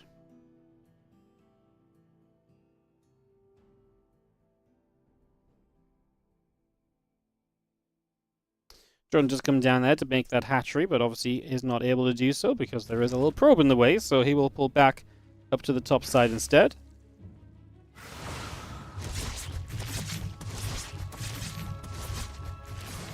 You have the Adept taking the role of the probe now in terms of scouting. He's going to come straight through and start hitting the drone for a couple of moments. So a few shots coming in straight away. Again, Link Speed Queen coming up. Stargate about to finish up from here in the main base. The Adept will go down to the bottom left. So a couple of Adepts just on the move around for the moment. Getting set up right now. Link Speed coming in. Queen on the way. Drones and Links coming about. A few extra drones dropping by as the hatchery sets up on the third base location. And again, a couple of Queens and the Adepts continue to come through. Oracle will continue to chrono boost around, so it's going to be seeing the Warp Gate coming up, Link Speed coming through, extra Queens, Lings, drones continue to come by. The Adepts are going to shade into this mineral line around the back. The Zerglings are going to gather together there as well. It's going to be one Adept going down, make that 2 Adepts. The drones continue to gather up also. And again, more drones on the way through as the Zerglings of Rainor head onto the map once again. Oracle will activate and a couple of those Lings already begin to drop, so damage being done immediately here. As again, the Oracle is in production, the Warp Gate in production as well. Nexus building, a couple of probes on the way. That Nexus is actually going to get jumped on. A few Zerglings here are going to get a little bit of a wraparound, put some damage onto it. We actually get a cancel on this Nexus. Wow, he will. So he cancels the third Nexus with very minimal effort, a handful of Zerglings. But super exciting, obviously, as we saw earlier, a great example of just how good Hero can be with those, aggressive units, how much harassment he can put on, how much pressure he can apply. this is going to be a really great question now of, you know, how well can Rainor do at denying that? And what does Hero's game look like when, you know, when or if somebody is able to truly shut down the aggression he is typically bringing to the table early? Because it's so weak, because like I say, so much of Hero's PvZ lately has been like, hey, look, you know, Hero's a freaking great player, and he puts on so much pressure, he puts himself naturally into an extremely strong position, and he just plays, you know, into an amazing place from there, right? So that is, you know, already something where it's like, you know, we see a lot of games like that. We don't see as many games where Hero gets perfectly defended or shut down hard. Right now, Reynor's doing a good job of it. He's really minimizing what these Oracles can do. The Adepts have not really been allowed into mineral lines either. And like I say, I feel like this is already going to start feeling like a very different vibe of PvZ, just because Hero does not get away with a bunch of damage early. He doesn't have, you know, doesn't get to look to capitalize on that into this next stage just yet. So what Color does provide detection against those stasis wards. Just going to give it one queen there to get the drones back to mining ASAP, but rather do that rather than, kind of waiting for it to die. It's like a stasis ward. Obviously, attacking it while it's building does speed up the process a little bit. Another stasis ward. This is Hero really just kind of testing the waters of like, hey, Rainor, make sure you keep on paying attention, buddy. It's one of those things. I was actually, I think one of the first people that really did this was Creator in his GSL finals against Rogue. He was the kind of guy who would come in, stasis, and as soon as the stasis got denied, he'd stasis again. And it's the sort of thing which was like, oh, you know, you'd think it's like, well, why would you stasis twice in the same place? And it's because all the Zergs assume, why would you stasis twice in the same place? And in that series, it was very effective against Rogue, who all of a sudden was like, haha, dealt with the stasis, busy, go around everywhere else. And then the second stasis hits, and Rogue's like, what the hell, bro? You stasis in the same place like 2 seconds later. How was I meant to know? Because on the minimap, the Oracle was still there. Because of course it was. He just tried to stasis, so it wasn't anything weird. I remember that was a really cool kind of takeaway from that Creator Rogue best of 7. Even if that one didn't go the way of Creator. And it's definitely a cool idea and like a little bit of a different approach with the stasis wards then from what we'd been seeing for a while. That wasn't quite the same because that was Hero literally just sitting there with 2 Oracles and constantly stasis warding, but kind of reminded me of that aspect as a little Revelation comes down, a couple of these creep tumors getting cleaned out. That's really nice from Hero, and he takes shots on the Oracle to be able to do that, but he just really values trying to slow down some of this creep spread out the front. So just trying to force more Queen energy to go into that, and that means less transfusions available later. As Hero will start to move forward with Stalkers with Blink finishing. Behind this, the Temple Archives coming online and an extra Stargate and Fleet Beacon immediately. So Hero just says, cool, let's accelerate this through to a little bit of a later stage of the game, right? Let's just get this moving along to kind of the next step here. And let's see what we can do from that as the Stalkers and the Adepts step forward. A couple of these Queens already taking damage. The Lings will step forward as well. Stalkers and Adepts together going to hit against those Zergons. Be pulling back. A few more Lings going down. Again, charge and the Zealot warping in. A few additional probes coming out as well. We are killing probes on the other side as a Ling run by has been successful. The Adepts get in for a few drones, so both players are taking damage on both sides of the map. So credit to Rainor for finding a few probes during this, and Hero the one that's actually taking a little bit more damage. So he will sit here and get rid of a few more drones. Will the Lings be able to jump on these Stalkers? The Oracle energy is kind of low, no? So there's not a lot of Oracle energy available. Okay, there's another Oracle showing up. That will look a lot better, but these Stalkers getting caught in a little bit of an odd spot, and Rainor getting a cleanup on the Stalkers, shoving those back and making this a much more comfortable situation for him. That's going to start looking a whole lot better for him very soon as the Lings come across. The extra Zealots and the High Templars warping in. Storm and the Charge coming up as well.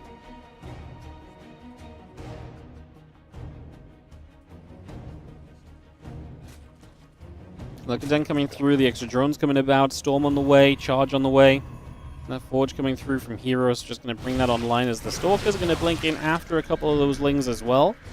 So a couple of those Lings getting chased. The Ling Hydra back around into the center. The Oracle still patrolling back and forth. Another Oracle going to fly overhead too, as the Hydras are also going to join up underneath and continue to move across that right-hand side.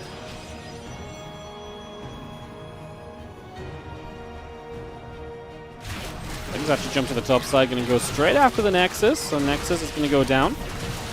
They're obviously just going to commit to that. There's much more value in canceling a Nexus than trying to save a couple of these workers. Sorry, a couple of those Lings, so he does get that.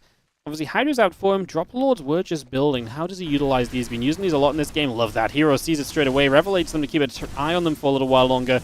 Trying to make this dive on the 5th base worthwhile. He turns with the Zealots to hit the Lings.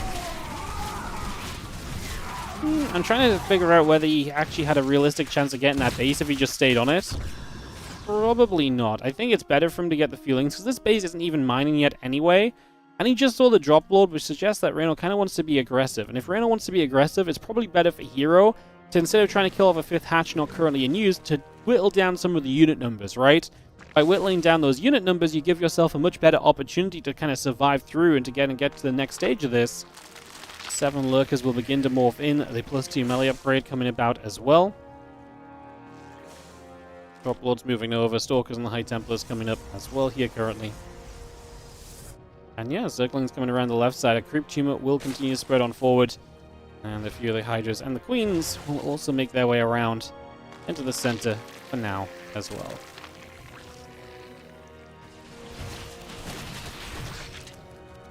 They're forced to blink back. The High Templars are going to come through. Another couple of storms coming about here. Those lurkers still being chased away as the storm comes down once again. A couple of storms coming straight in. Hydra's taking shots. The lurkers will be coming about also right now. We'll continue to make our way about. Just going to be seeing the Tempests firing a few more hits. The lurkers are going to get stormed once again. Stasis going to catch a few of those Zerglings. Another group of lurkers going to try and step over as well. On the top side, a lot more of those Zealots going to come in as a defense. So, I mean, Rainor distracting over there. He's getting a few probes. Is he making significant progress against the army? I mean, obviously the lurkers are in a good spot, but the Tempest count is good. And if Hero can start to knock down these lurkers, I mean, this is a lot of what Rainor has right now. So if these lurkers fall, then Hero, then where is Rainor really at? Because lurkers are meant to kind of be good in numbers, but if you're rebuilding like 3 or 4 lurkers at a time and that's all you've got, I don't know how much I really love that for you, right? As we are going to be seeing Hero able to push this away. Wasn't easy because he lost a good few units in that process. The lurkers were in a good position, and Rainor is already up to the 12 o'clock, hitting a run by with the Zerglings, and that is very nice. He gets a bunch of probes out of that, and that does offset Hero's work count a little bit, and he does lose 2 of the Oracles flying overhead on the Hydras, maybe a 3rd, but the Hydras don't see the opportunity to turn around for that grab. So Hero gets away with keeping that other Oracle alive, which is important because if more lurkers come on the field, Revelations are so important. Revelations are so good at keeping you full of information, keeping your eyes on the prize, and being able to keep detection on those lurkers reliably. You know, you can't remove a Revelation once it's placed. So that detection lasts the entirety of a fight, which is very important because that means you're guaranteed to see those lurkers if you commit into them, unlike if your observer gets picked off middle of the fight and so on, right? It's a little bit less reliable overall, so something to think on there. Stalkers, Tempests come through. The Lings and the Hydras get pushed back. The Ling Hydra are going to turn around the other direction. Few Hydras up the left-hand side. It's going to be a Stasis Ward that's going to catch a bunch of those. Probably saves a couple of them from the Tempests, in all honesty. It also gives Hero more time to reposition and maybe even take better advantage of those Hydras being caught in stasis there, although now these Tempests are out of position. We lose one of them. Storm comes in, fending the Hydras off. One of the big things we've been seeing lately is with the Hydras, it was the Hydra Lunge has been really good at chasing down Tempests. We're not quite at that level of tech just yet for Rainor, but something to think of in the future, because obviously this is a Hydra-heavy army versus somebody which is playing with all those lurkers. Can you show the units lost? Absolutely. 15k to 10.5k. Much more efficiency out of Hero, who obviously holding the 4 bases currently looks good. It's not like Rainor has been on a crazy economy throughout this, right? 75 to 70 workers-ish. You know, Hero dropped down a little bit at times, but Rainor's not massively outmining him, so it does look good for Hero overall, who, you know, you look at this and there's a lot more tech loss from Rainor than there has been from Hero. If Hero hadn't lost the Oracles somewhat haphazardly, that would have been even more one-sided in terms of the gas lost in this game. Yeah, imagine he hadn't lost those Oracles, because again, I think at least 2 of those Oracles could have easily been saved. That was just a misplay from Hero, not paying attention, clicks them into the Hydras. These High Templars are going to go down, so that's going to be a nice little bit of gas grab from Rainor as well. This is still mostly just a Ling Hydra army. I mean, it is a Ling Hydra army. 70 Lings, 20 plus Hydras in the game. That's all we're really working with here from Rainor. But is that enough to actually fight this force full of Storms, High Templars, Tempests, Archons? I mean, the tech really feels like it's there. Rainor knows it, I think, because he's going to focus on the counterattacks and trying to move away from a lot of the, the bigger fights across the map. This counterattack does okay. Obviously grabs a good chunk of units here initially, so a good few going down right off the bat. In the center, we're actually going to recall some units back home and just guarantee we're not going to run into too much trouble. That's what Rainor wants to do. Force recalls, force moments like this where Hero kind of messes up on the recall and loses a few units, leaves these units split apart. Rainor's advantage right now is split, speed, kind of fast armies counterattacking. Those are the things that will go very well for you. Those are the things that are very effective. As 8 additional lurkers come through, 4 more Vipers on the way. A whole lot more Zerglings being produced as well. 14 probes dead currently. As you see the Tempest stepping forward, the Overlord going down. A couple more of those drones getting picked away at. 3, 4 workers getting nabbed for now. 7, 8 drones going down. The Hatchery going to take some damage. Just going to see the Stalkers coming back around with those Archons. A lot of drones going down. The Ling run by once again. Rainor is basically like, hey, Hero, please go back home and defend. And he was like, no. How about you defend this? You defend this big army, and I'll worry about a few probes going down at home with some Zealot Ropers. I mean, Rainor just keeps counterattacking. He knows he can't fight this army. He's known that for a while. That's why he's been so focused on always having a counterattack ready and trying to force Hero to pull back. And it was working for a while, but Hero has just gotten to this point where he's like, nope, I don't respect you anymore. I understand what is happening. I know what you're trying to do, and I'm just not going to let it keep happening. Now, he is going to lose the 4th base. The main base under attack as well. The Zealots there should play cleanup. The only thing Hero has to be careful of now is not to lose too much army, right? They both killed bases. So if you take one bad fight here as Hero, it's going to be really bad because there's not a lot of rebuild available. However, Hero knows that his army is better, so he really has to really heavily mess up the fight for that to be the case. I mean, because the same is true for Rainor. Whoever wins this next fight wins this game. But Hero has the odds stacked in his favor going into this fight. And that's the important part of this, is we are going to be seeing a storm coming down, those Lings, these Oracles. Could do with dropping a real revelation on some of those lurkers, maybe. They just got pulled away. That was a little sloppy from Hero.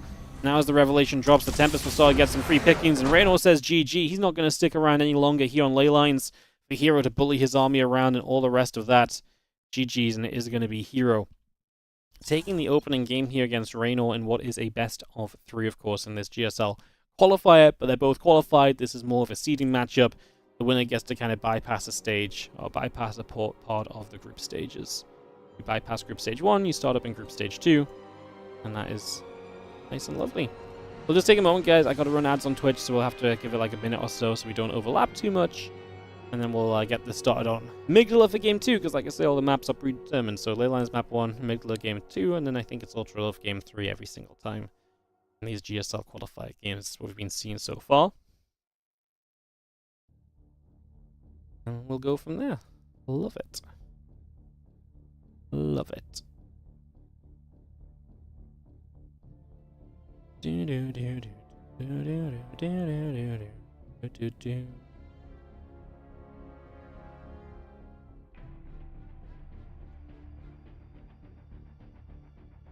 Do do do.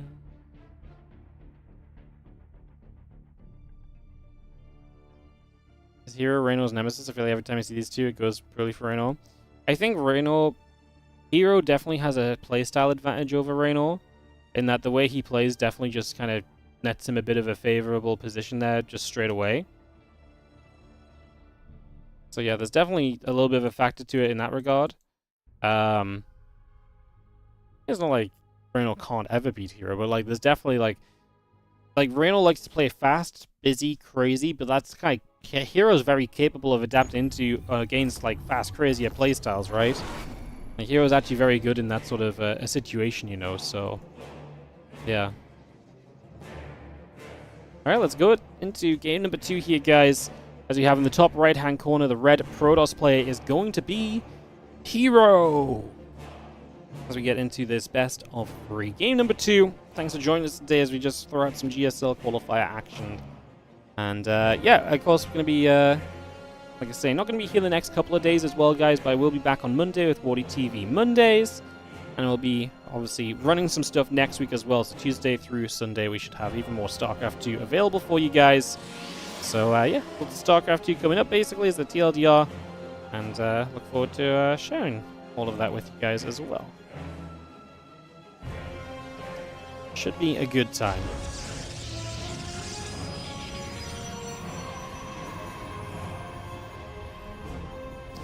Game number 2 of this best of 3 series. Overlord from Rainor starting to get out into the center.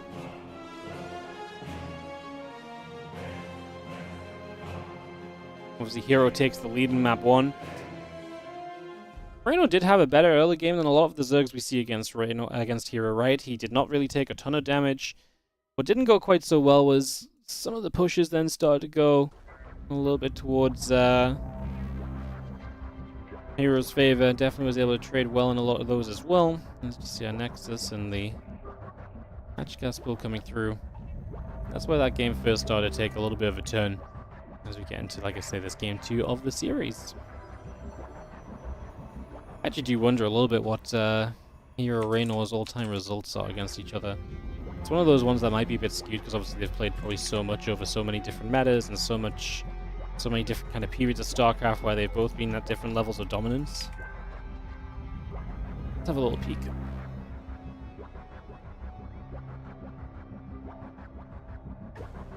Yeah, so Hero is 14-10 all-time in matches against Rainor.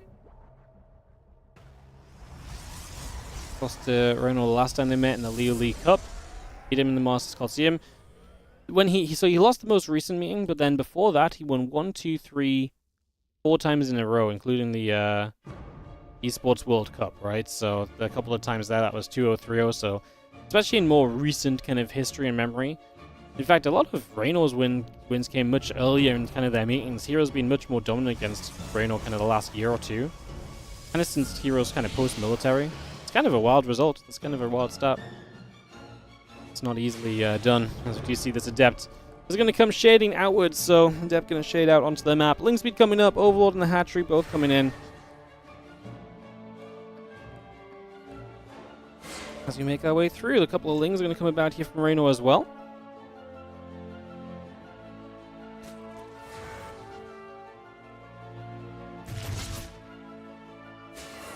Adept gets turned around. Queen will be there to push the Adept away. Stalker, Oracle, Wargate all coming in. Queen's and the Link speed coming up as well.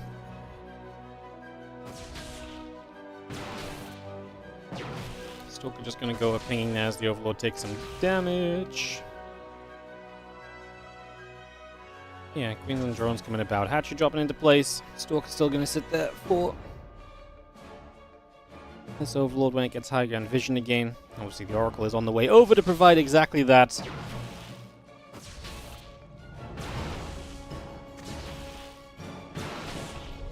Yeah, that Overlord is going to go down. Hatchery's still building. A couple Overlords and the Queen coming through. We have ourselves the Adept moving up to that top side. Next is going to drop straight down there. We put a pylon down as well.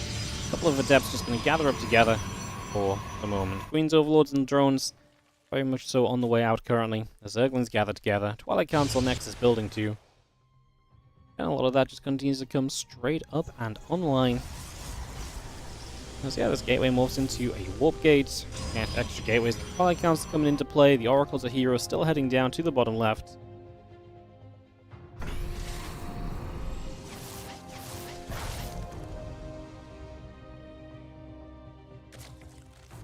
Those Oracles just going to activate onto a couple of the Creep Tumors. We get in here for another drone. This drone building on the Hatchery going to go down as well, so that's going to be another kill.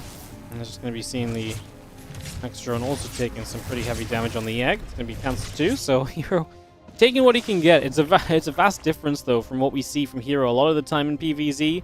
Because here against Rainor. Against Rainor here, he's settling for, like, cancelling a drone building. Whereas against the other Zergs, he's like, oh, cool, 4, 5, 6 drones right now.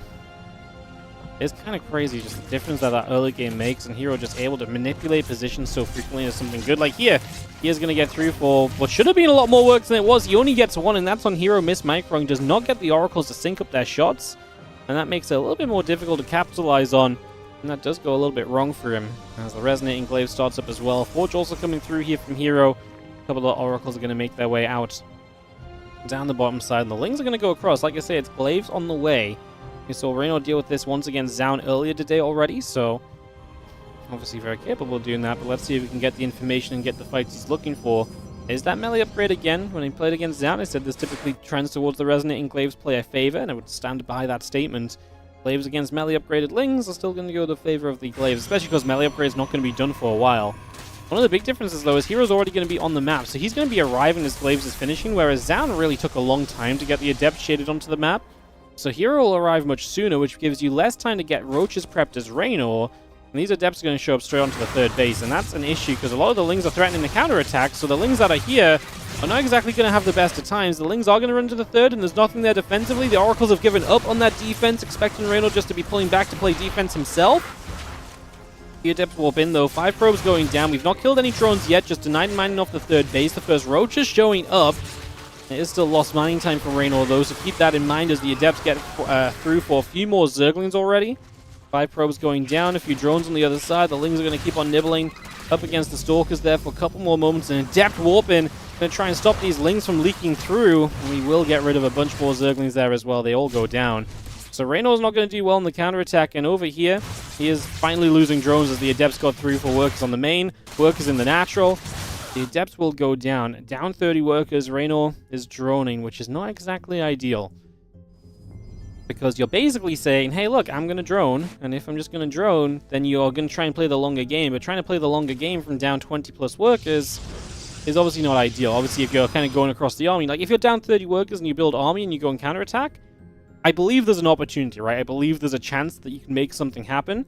The way that this is going right now, I do not quite believe in the same way. Those Adepts are going to go shading. They are going to go setting through the melee upgrade about to finish. The Adepts going to continue to shade by. Ling's Roach is still gathering up. The Adepts going to hit here. A couple of cancels on those drones as well. As again, Hero has been very good at continuing to apply pressure and bring the fight to Rainor throughout this game. I mean, this hatchery just goes down. Rainor doesn't really have much to fight this right now. Like I say, he chose to build drones, which means he doesn't have units. Says is going to be good as well, no? With roaches, some some drones, sorry. It looks like Hero will have Raynor's number on this one as... Yep, I mean, to be fair, I think coming into this, you have to still favor Hero. The way he's been playing lately, the consistency he's playing at, against a Rainor who I think is still ramping up. And the best part about Rainor is that when he plays in events like this, I mean, obviously this is a GSL qualifier, but as it gets close to eSports World Cup, Rainor is going to get better and better. The more big events there are, the better shape Rainor gets into, and the better shape he maintains. The better form he is able to kind of bring to events. So I'd actually be fascinated to see if Rainor and Hero play in the main GSL, like, you know, in a week, 2 weeks time maybe, because this would mean that Hero gets to start in Group Stage 2, so we won't see him this week, but maybe next week. If Hero or Rainor played again, I'd love to see the progress that Rainor makes in the matchup by then, because I really do feel like Rainor will continue to ramp up in level. It'll be fun to see how quickly he might be able to try and catch that kind of level of Hero here in the coming months. Maybe not even in GSL necessarily, but obviously we've got a lot of bigger tournaments coming up where they might start meeting and clashing against each other. So, Depth Stalkers and the Oracles make their way along. A couple of those Lings get chased away. Just going to be seeing the Lings going to continue to get shut down, and Hero will continue to advance on forward as this hatchery is going to get jumped on. And I don't think this is an army that you ever really clean up as Rainor. He is going to try get some Banelings on the field. He's got Baneling speed coming up as well. So, you know, I'm going to give it a good go. I'm going to give it an attempt. But I got to say that I think, I mean, with the Banelings, maybe if you get some very good Baneling connections, there's always going to be something of a possibility, right?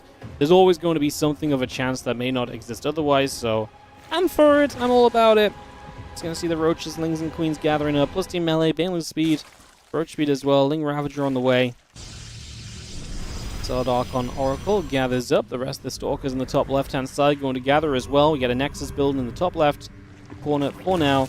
Still got Ling, Roach, Ravager, Queen gathering on the left side as the Zard Stalker starts to chase forward. A couple of corrosive bars going to keep the Zards and Stalkers pinned back a little bit though instead. Going to see our Stalkers still trying to push through. The Queen already in the front taking a little bit of damage. Archon's mixed into this as well. Can Rainor find a defense? He's about to have Baneling speed. Once he has that, that might help. The Adept shading over here, and the Banes will be able to clash through to help clean up the Adepts at least, but then the Roche Ravager is meant to be holding its own over on the left-hand side at the same time, and I think it's fair to say that that's not really happening. I mean, Hero will stop to target down the hatchery, and then blink away, which gives the Lings a chance to catch. Obviously, now off creep will be a little bit of a slower chase from Rainor, but supply-wise is looking better than it has done. I mean, not enough Stalkers here to keep trading against those Roaches and Ravagers. It's the Archons are the real issue. Bulky units, the splash damage adds up quickly against Lings, against Roaches as well even.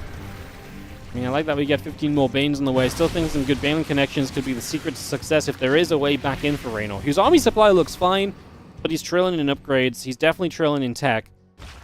I think Rainor's moment and window is in the next minute or two. And one of the issues for Rainor is he's going to have to waste time killing this top left base.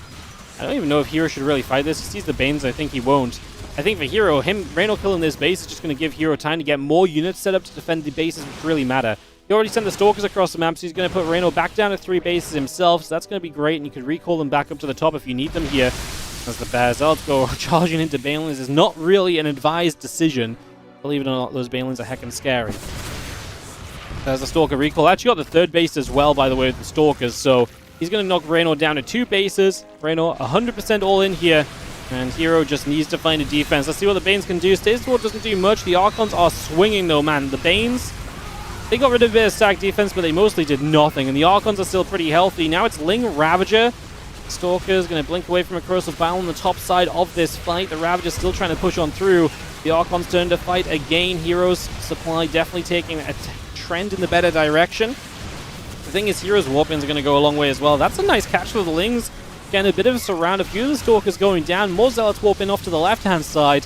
And units are going to collapse in from 2 different sides now. Again, because Reynor's only on 2 bases, there's not a serious amount of reinforcements coming through. And that does mean that GG gets called, and Hero will take the 2-0 victory here in this one. GG's. GG's, GG's, GG's. Alright, guys. So we are going to be wrapping it up for StarCraft 2 today, but we are going to do some sponsored content here on Twitch. For the next hour, we're going to be playing a game called Towerborn.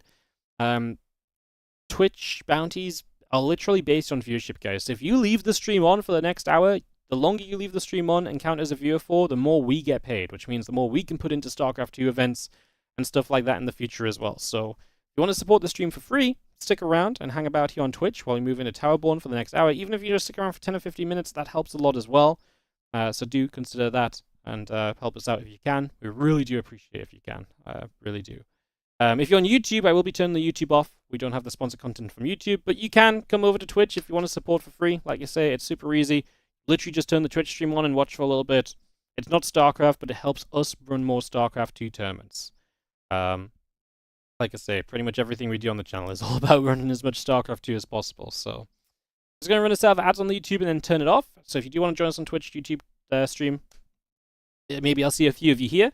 If not, I'll be back on YouTube live on Monday. There will be uploads tonight, Saturday and Sunday still, so there will still be the usual YouTube uploads. But next live stream for StarCraft 2 will be on Monday for the WardiTV Mondays. So I'll see you guys there on YouTube if that's going to be what you're interested in. For us on Twitch, let's get into Towerborn. So this is going to be a this is a game that I'm actually kind of interested in playing. It looks pretty cute. So it's a brand new, there's a brand new chapter coming out. There's a limited time event going on, and we're going to check it out as we jump into this.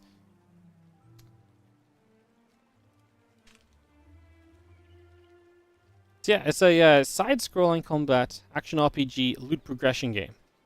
So there you go. There's going to be a combo of all of that. So let's jump in, see what it's about. This game looks very beautiful as well. Let's turn the YouTube stream off as well. We don't need